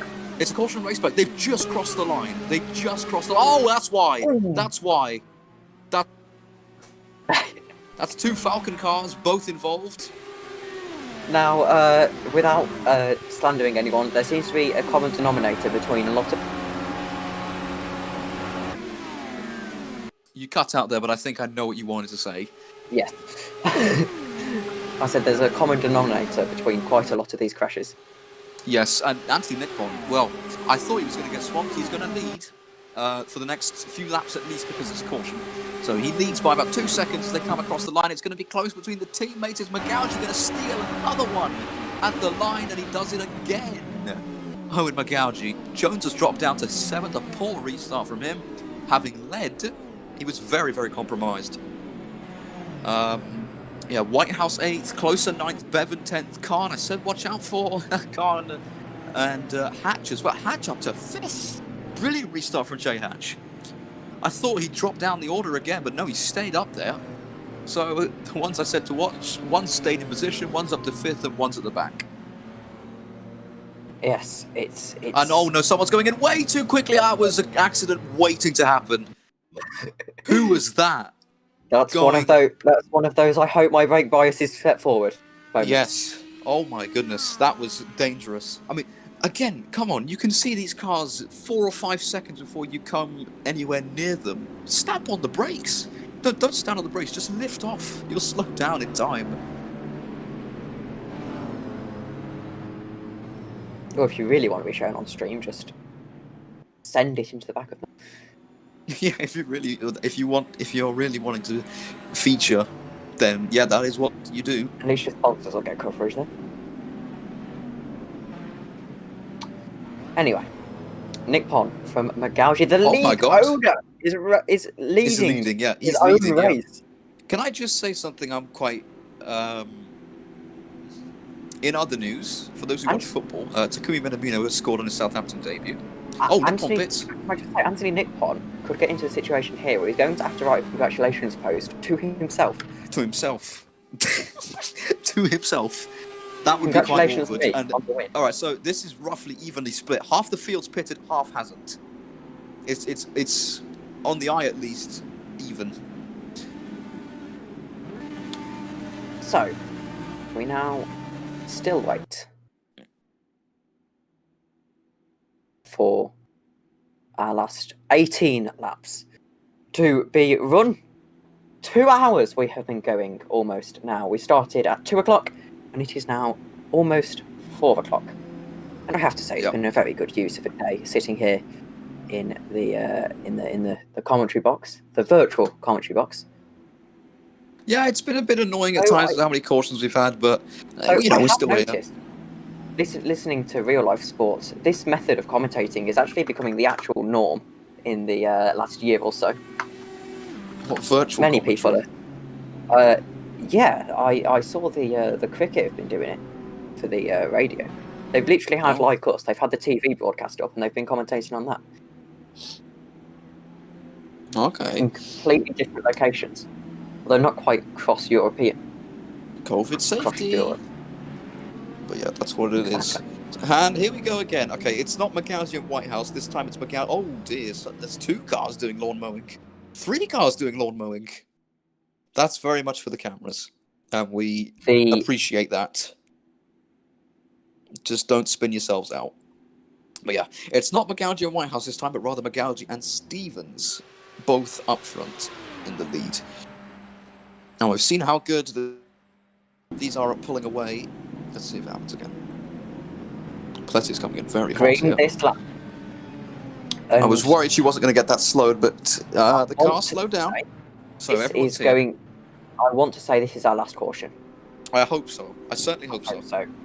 Gaugy, Stevens, Furlick, Hatch, Platt, and then Whitehouse in P6 with another chance of winning. Farkas is still there. McKibben, Riley McKibben, we know how good he is. He's still there in 8th place as well. Gaugy has played this race like a fiddle. It has been an excellent strategy. Yeah, he's been up top. He's been up top all day. And now, with less than 20 laps to go, we're on board with Che Hatch here in the Excenza. Caution is ending. Away we go. There he goes. Magausi takes off and resumes the race on lap 83 of 100. 18 laps to go. And this is Stevens, his teammate in second, but they've already had a bad one. Magausi made a mistake, and this is going to give the chance. Look at Platt round the outside. Whitehouse will be right here as well. This is going to get very hectic towards turn 3. Che Hatch here has got an almighty run. Is he going to try and go through the middle like his teammate did? Not quite. And that's probably the sensible thing to do, because look at the carnage of cars here. Farkas is in there. Leonov is in there. Hammond is even in with a shout here. As Frelick is up into 5th place. Hatch up to 3rd. As it's squeaky bump time. This is where your spotter just absolutely screams at you. It goes crazy. It goes absolutely crazy. Yeah, exactly. What he's trying to say. And McKibben has dropped a place to Leonov of Whitehouse up to 6th. Good restart from him. Here is Riley McKibben. Oh no! Into the wall. I think that was Jeff Closer. He's still everyone's still in the straight line. How has that happened? Oh, not anymore. No, I've jinxed it. Into the wall goes Hammer Hammered in a massive, massive way. That is a huge accident for the BERT, and he's not the only one. He's not the only one. Joe Gousted is. Oh my goodness, that car is breakdancing down the straight. They're both upside down. They flip back over. Hammered's going. I think Jeff Closer was also involved in that accident, hitting the wall. He is in the race as well. Yeah, that was some incredible acrobatics. He knew a car could. Che Hatch, in the meanwhile, has taken the lead, but now might have to relinquish it to Stevens if he can't hold on. Oh, it's a caution. I think. Of course, these cars have wings to add to their to create a bit of downforce. So when they get upside down, that actually becomes lift. So they just lift further up. Yeah. Big shame for Hamid, especially because he's been running very well for the majority of the 250 miles, but now he's going to be right at the back. That car was just flipping and flipping and flipping, just never stopped. And also, Joe Gousted it. Weirdly, the slower that car got, caution call down until lap 90. Till lap 90, okay. Are we going green on this lap? No confirmation yet. I don't think we would. Okay. So. That's so. Gousted's car was literally flipping the slower it went, the higher it went into the air, which makes absolutely no sense. I am so glad that is his Indy car and not his LMP2. Of course, you wouldn't want to see a reading game. Oh no! Oh dear! Who is that? Oh no, that was avoidable to say the least. That's features. That wasn't anyone's fault. That was lag. It was lag. That's features and Davini involved. Oh dear, that's not one to look back on with a lot of pride. And everyone's pitting. Everyone is pitting. Gonna put not much fuel in, so these guys all think there's another caution. Jacob Reed, who stays out. All these guys think that there's going to be another caution. Everyone else has stayed out. So race leader. That was not Jacob Reed. My bad. So race leader Che Hatch pits, which means Ivan Leonov, as he did on lap 1, now leads on lap 85. If he manages to win after... It's anyone's best guess as to who's going to win, though, for real. I mean, anyone... It's difficult. Sean Jones has been there all race. Jeff Close has been there all race. Jacob Reed has been there all race. And of course, Jacob Reed multiple-time MRTI Indy 250 winner, I believe. I have no idea. You're asking the wrong person. I believe he would be. It's kind of a guess, but I imagine he probably is. I know he's definitely won it once, for sure. But yes, this is the kind of race. In second though. He's been in this position before and he crashed out of it. This is the exact race I personally would not want to race in. Well, it's been long. We've been going now we're approaching the 2-hour mark, so I think we might have to abolish cautions entirely at this point. Overall races like this are for brave people, and I'm not one of them. And just for your information, 15 cars didn't pit. Everyone else did, because Che Hatch has come out in exactly 16th. So 10 cars pitted, 15 didn't. And those 15 occupy the top 15 squares. Leonov, Farkas, McKibben, your current podium. Riley McKibben deserves a podium, frankly, for his sportsmanship. Except James, there is no podium. Yes, there is no podium. Okay, all right, a top 3 position then. A top 3 finish is the correct term. Top 3 position. I don't know, mate. We'll just make up a podium. Well, I mean, yeah, it's our rules. Exactly. But anyway, out of turn 4 for the 86th time to start lap 87 of 100. And control issue to Ivan Leonov. Not for the first time. He'll be familiar with this, but he's never had Farkas right behind him. He's had somebody else, normally Jacob Reed, who is in 7th place. Watch out for Reed, as always. And watch out for the guys who pitted. Let's see how fast they climb up the order. And he's waiting and away he goes. Literally at the start line, Ivan Leonov restarts the race, and immediately McKibben under pressure from Anthony Nippon. That is how you do a start line restart. And Nippon driving around the outside. I don't think he'll be able to pull that one off. He's going to be vulnerable to Closer as well. And Closer's now found the low side and goes past. So Closer up in 5th place ahead of Nippon. And Leonov under pressure here from Farkas. That was some lag. McKibben down to 5th. Just teleported behind those guys, so that's 3 positions for Closer and Nippon. And Farkas goes around the outside of Ivan Leonov. I didn't see that coming at all. No Truly massive incident according to race director. Caution. Closer's through into second. We got a caution, so it's a drag race to the line. Who's going to come out on top? It's gonna be Jeff Closer. So Closer, he just gets it. According to race director, there was a quote truly massive. Yeah, there was a massive incident. I thought I saw it out the corner of my eye, but there actually was 3 cars upside down. I think we can tell from the standings because Hatch and McGowdy are both up 7 places. So it must have happened around the midfield. Closer, just like McGowdy, nipping in and getting to the front. I thought it was a visual artifact on the stream, but no, it was actually a car upside down. It was an incident between Charles Camo and Alistair Khan, the former just coming down onto him. He's driven a good race, though. To be fair, that's the first time we've probably we've mentioned his name in a bad way. But another big crash. Jeff Close, if he manages to win with 11 laps to go, it will be one of the most impressive drives we have seen in SRL history. Well, some of the overtakes he's pulled off, and he was spun around. He's driven very, very well. League coming up on its year anniversary next month.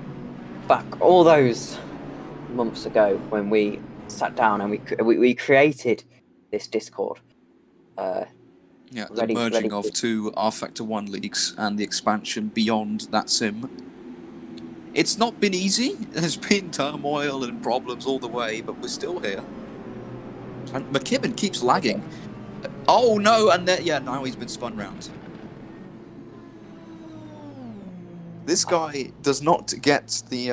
He doesn't get what he deserves. And again, it's the same. I think it's Kumade. It's the same. He's always going in too hot. One car pits. One car. I think we should create a ping rule with like an arbitrary number of something like 300, saying if you get a certain amount of ping, you should. I mean, Riley, he's Australian, so I think. We can't give him too much slack. No, not his fault. Can't be just like, move to the United States, and then problem solved. You can't just move halfway across the world for sim racing. On the grass. Kick grass. But yeah, there'll be exactly 10 laps to go. If we go green on this lap, there'll be 11 laps to go. There'll be 11 laps to go. And it's been now, we're approaching the 2-hour mark in the race. It's not been clean, but it has been quite entertaining, apart from these moments, which have been frankly too many of. It's not the race director's fault. He's had to call them for reasons that the track will give the answers to, which is cars flying into catch fences, spinning around, etc., etc. But just like our first Indianapolis in October, it has been an intense affair. And I use the cliche for the second time today. It's been a very attritional affair. Well, I mean, last race we had, I think, not many people made it to the flag. We've still got 25 people on track.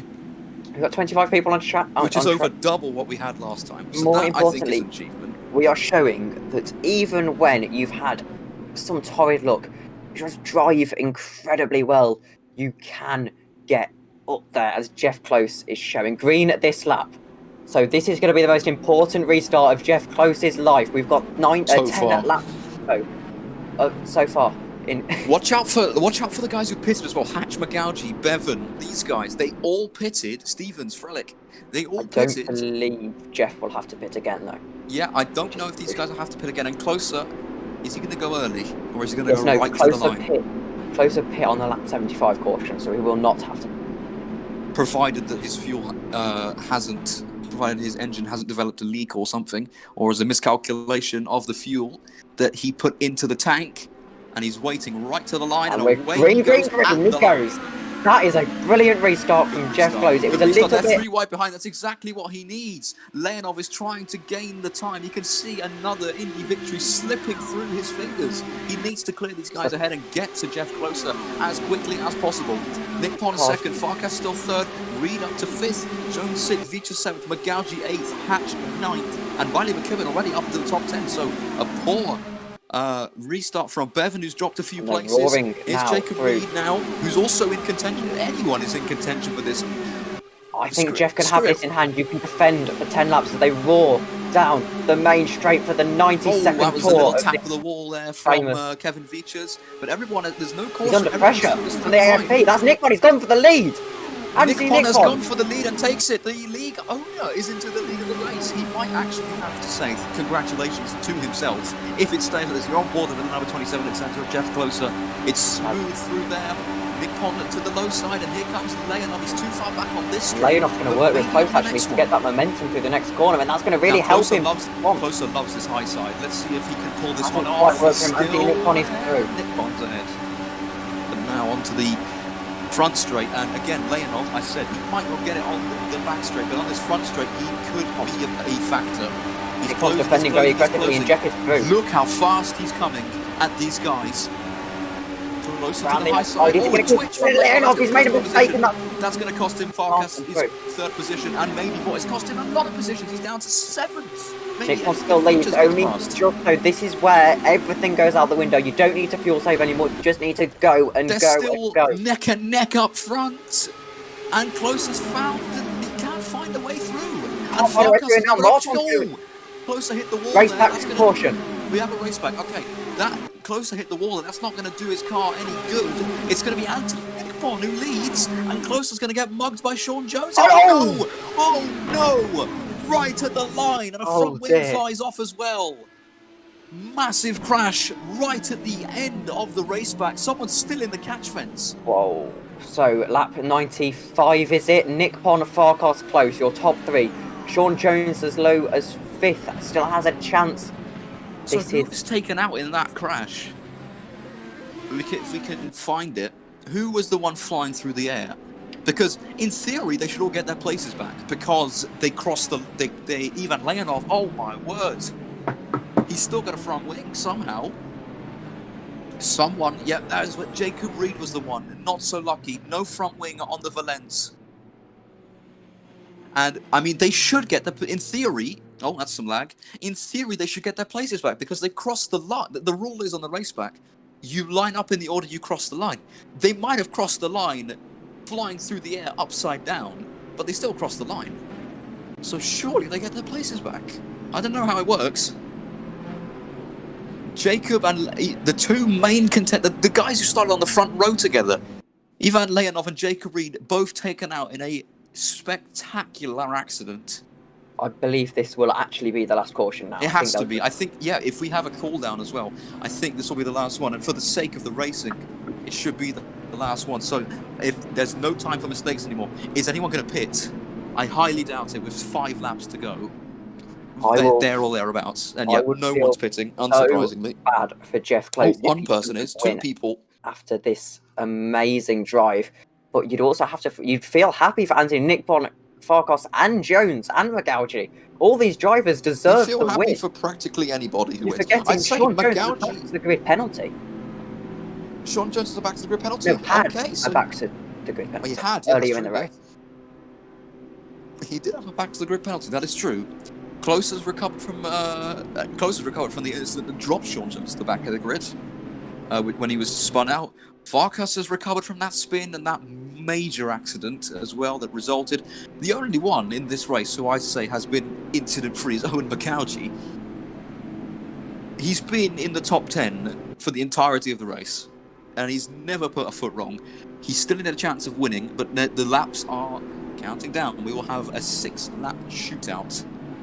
It's anyone's best guess. Oval racing, it really is. This has been the most intense SRL race we have ever had, I have to say. What was the track where we had them around the outside and drag race to the line? I can't remember, but this tops that even, because anyone down to P5 could still get the win. P5, P10, P15, it could be anybody. There could we be really don't. Okay, P15's maybe a stretch, but going green this lap. If Jack Divini's on a keyboard, if he wins this race, the world is cancelled. Anthony Nippon, though, he's going to feel so much pressure. His first race ever in the series, and he could win it. Racing. His own series, his own team, his own car, and he's leading. I'd beg to differ, James. I've never met a Polish person that gets nervous. Okay. They are hard as nails. No, trust me, I have Polish people in my class. They're the same as anybody. I mean, everyone has a breaking point, let's be real. We are going green at the end of this lap. It will be the last caution of the race. I will let you know when control has been given. We've got 6 laps to go. In my ear. 6 in a shootout. The engines are going again. Yeah, it's getting tense. The smoke puffing out of some cars, and Nippon is going up to the high side rather than the low side, which is what everyone else seems to do and prefer. Control given. Anthony Nippon is in his hands now. The race is in. I think he's gone straight away. He went straight away. He did. Excellent spot. Yeah, that's an amazing. Sean Jones has immediately gone for the move on Jeff Close, and now going for the move on Martin Farkas. Is he going to get it? No, he's on the grass, and Closer senses an opportunity to pass them both now. Which can he pull that one off? That was definitely coordinated between Jones and Nippon. They're probably the same voice chat, and they just both decided on time to go. And Nippon and Jones, incredible restarts, had so much speed. They're 3 wide here. This is Che Hatch on the inside with fresh tyres, and he's gone past one. Can he get past the other? I'm not sure. Oh, they've touched. They have touched there. I think that's all 3 caution of them into the wall. Race back. And we have another race back. Oh, and up into the fence for the set. Oh my goodness! Oh my goodness! That is a huge. This could end under caution, James. This could end under caution. Oh my God! 6 or 7 cars flew. I've never seen that before. Oh my word! So the order is Anthony, Martin, Jeff, Owen. Yes, that's the order. And Riley is still in the top 5. Well, I said Jack Divini could win the race on keyboard, and he flew into the air. So Sean Jones had a really good chance at winning. Yeah, Che Hatch, Sean Jones, and I don't know who the other one was. I think it was Veachers, all involved in a massive, massive wreck. And their chance of winning gone with it. That was... I don't think it will end under caution, but I think we'll only get 2 laps left.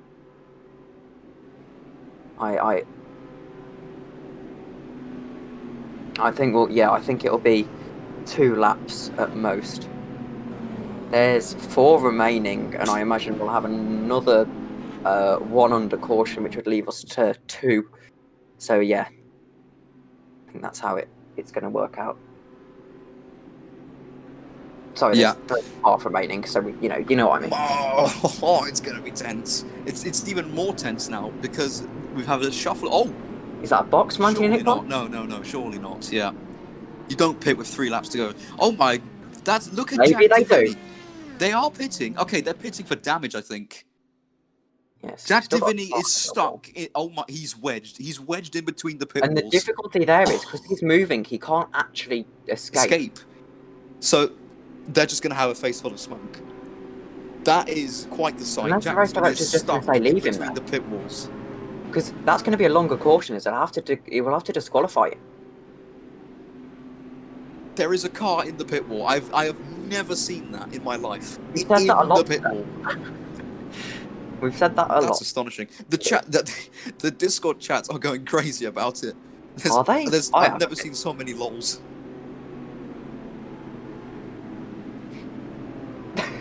Unbelievable. And that crash, I mean, it's not every day that you pan the camera and you see 6 cars 20 meters in the air. No. We've had nice. That was that fourth big one today. That's your first voice crack today. Well done. Thank you. It took you 97 laps to have a voice crack. Well done. I'm getting there. I went the entire VISC with 1, I think. So I took like 10 laps, I think. Well, I know it was when Jeff was going through the middle of cars. That's when I got praised the other day for apparently having a smooth voice. So I'll take it.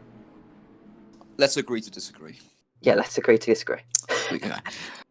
I never said it was true. There's literally 14 corners left, and I still don't know who's going to win this race. It could be anyone. Anthony's the easy bet if he gets the same Imola restart to the one he had. But you don't know. You can never write anyone off in that top 10. Heck, if someone outside the top 15 wins, I will pour 2 cartons of milk over myself. If someone outside the top 15 wins, I will have to facilitate on my own YouTube channel you coming on and doing that. On stream. Well, I have to say, I mean, yeah, I guess. This is going to be intense as they round turn 4 for the 97th time. I think Anthony needs to start thinking about what cap colour of milk he's got no teammate this time to help him, as Jack is still in the pit wall. He's got no teammate to coordinate the restart with him though. Let's see when he goes. Is he going to go early this time? He's waiting and building up the suspense as they trundle towards the start line, and he's gone. No, he hasn't gone. He caught me out as well. Oh, we're not going green. No, we're not going green. Sorry, that's my bad. I think I must have said we're going green.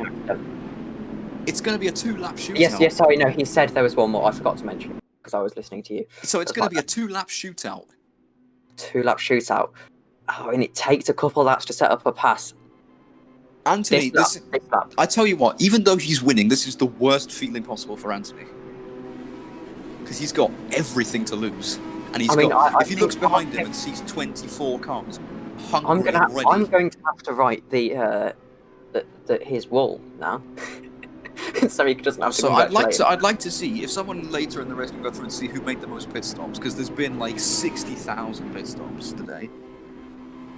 Alistair Khan has made 14 pit stops. If Anthony wins, I will change my Instagram bio to express my fanboyism for his excellent driving today. Yeah, you're not even the team owner. I'm not even the team owner, but no, he is the team owner actually of his own team. Oh, that is true. Yeah. Well, let's wins see. For his own team in his own league. How can I forget that Anthony's the team owner of AFP? How can I possibly forget that? My mind has been completely washed by everything I've seen. I'm going to have nightmares of cars flipping into catch fences today. But here we go, 2 laps to go. 2 more laps, 8 more corners, 4 more miles. Probably going to have a few vodkas tonight if he wins this. Vodka's disgusting. vodka's absolutely disgusting, Ernest and it laughing gave me is my first in our drunk experience. ears. Yeah, Ernest is adamant. He is very adamant as to who he wants to win. No guesses in the chat for guessing who it is, but now we are going green this lap. Green flag. And we're gone. Green flag. He's got a Anthony meeting goes early again. perfect restart. It's not quite as good as last time. He hasn't got as big a buffer to Martin Farkas, who is very much at the moment representing Team MRTI. He's like Ken and Riley as well. Those two very much representing Team MRTI. Anthony Nippon has done the first 2 corners of the 8 successfully, but now this is crunch time. Look at the run. Jeff closer to the inside. No, he backs out of it. And they've crashed. Martin's out. That's Martin going off, and they're now side by side with leader. Another car into the wall. We're going to go for the final lap shootout between the My kicked off as well. Anthony still leads with a lap to go. And Riley McKibben is in 3rd place now. So it's between the top 3. Closer miles. It's just going to that highlight. They touch wheels. Closer loves this highlight. Can he pull it off there completely side by side through the corner? Closer's a bit behind, and they touch again. Closer goes very wide. Is that it? Is it done? Is it Anthony Nippon now who's going to win? Closer smacked into the wall by McKibben, who takes 2nd place. But Nippon surely now just has to hang on. Or is Riley McKibben going to steal this at the line? Let's see. He hasn't quite got the momentum. I don't think. Nippon leads. His tyres are finished. Everyone's tyres are completely finished. McKibben just needs to got it. He has it. I think he's got it. McKibben lags. Closer's coming. It's going to be a drag race. I think it's going to be Anthony Nippon who wins. Anthony Nippon at the line. 200th of a second. Oh my word. Anthony Nippon wins for AFP Eagles by 2 what a race of a second. Oh, he squeezed Jeff very aggressively there, but I think we'll let him off. What a race. He's going to do the donuts. Forgets to turn traction control off. Oh my word, what a finish. I thought it was going to be Riley who got the run, but it was Jeff instead, and he comes up just short. I wonder, will Anthony... I don't think he's going to get a penalty for that.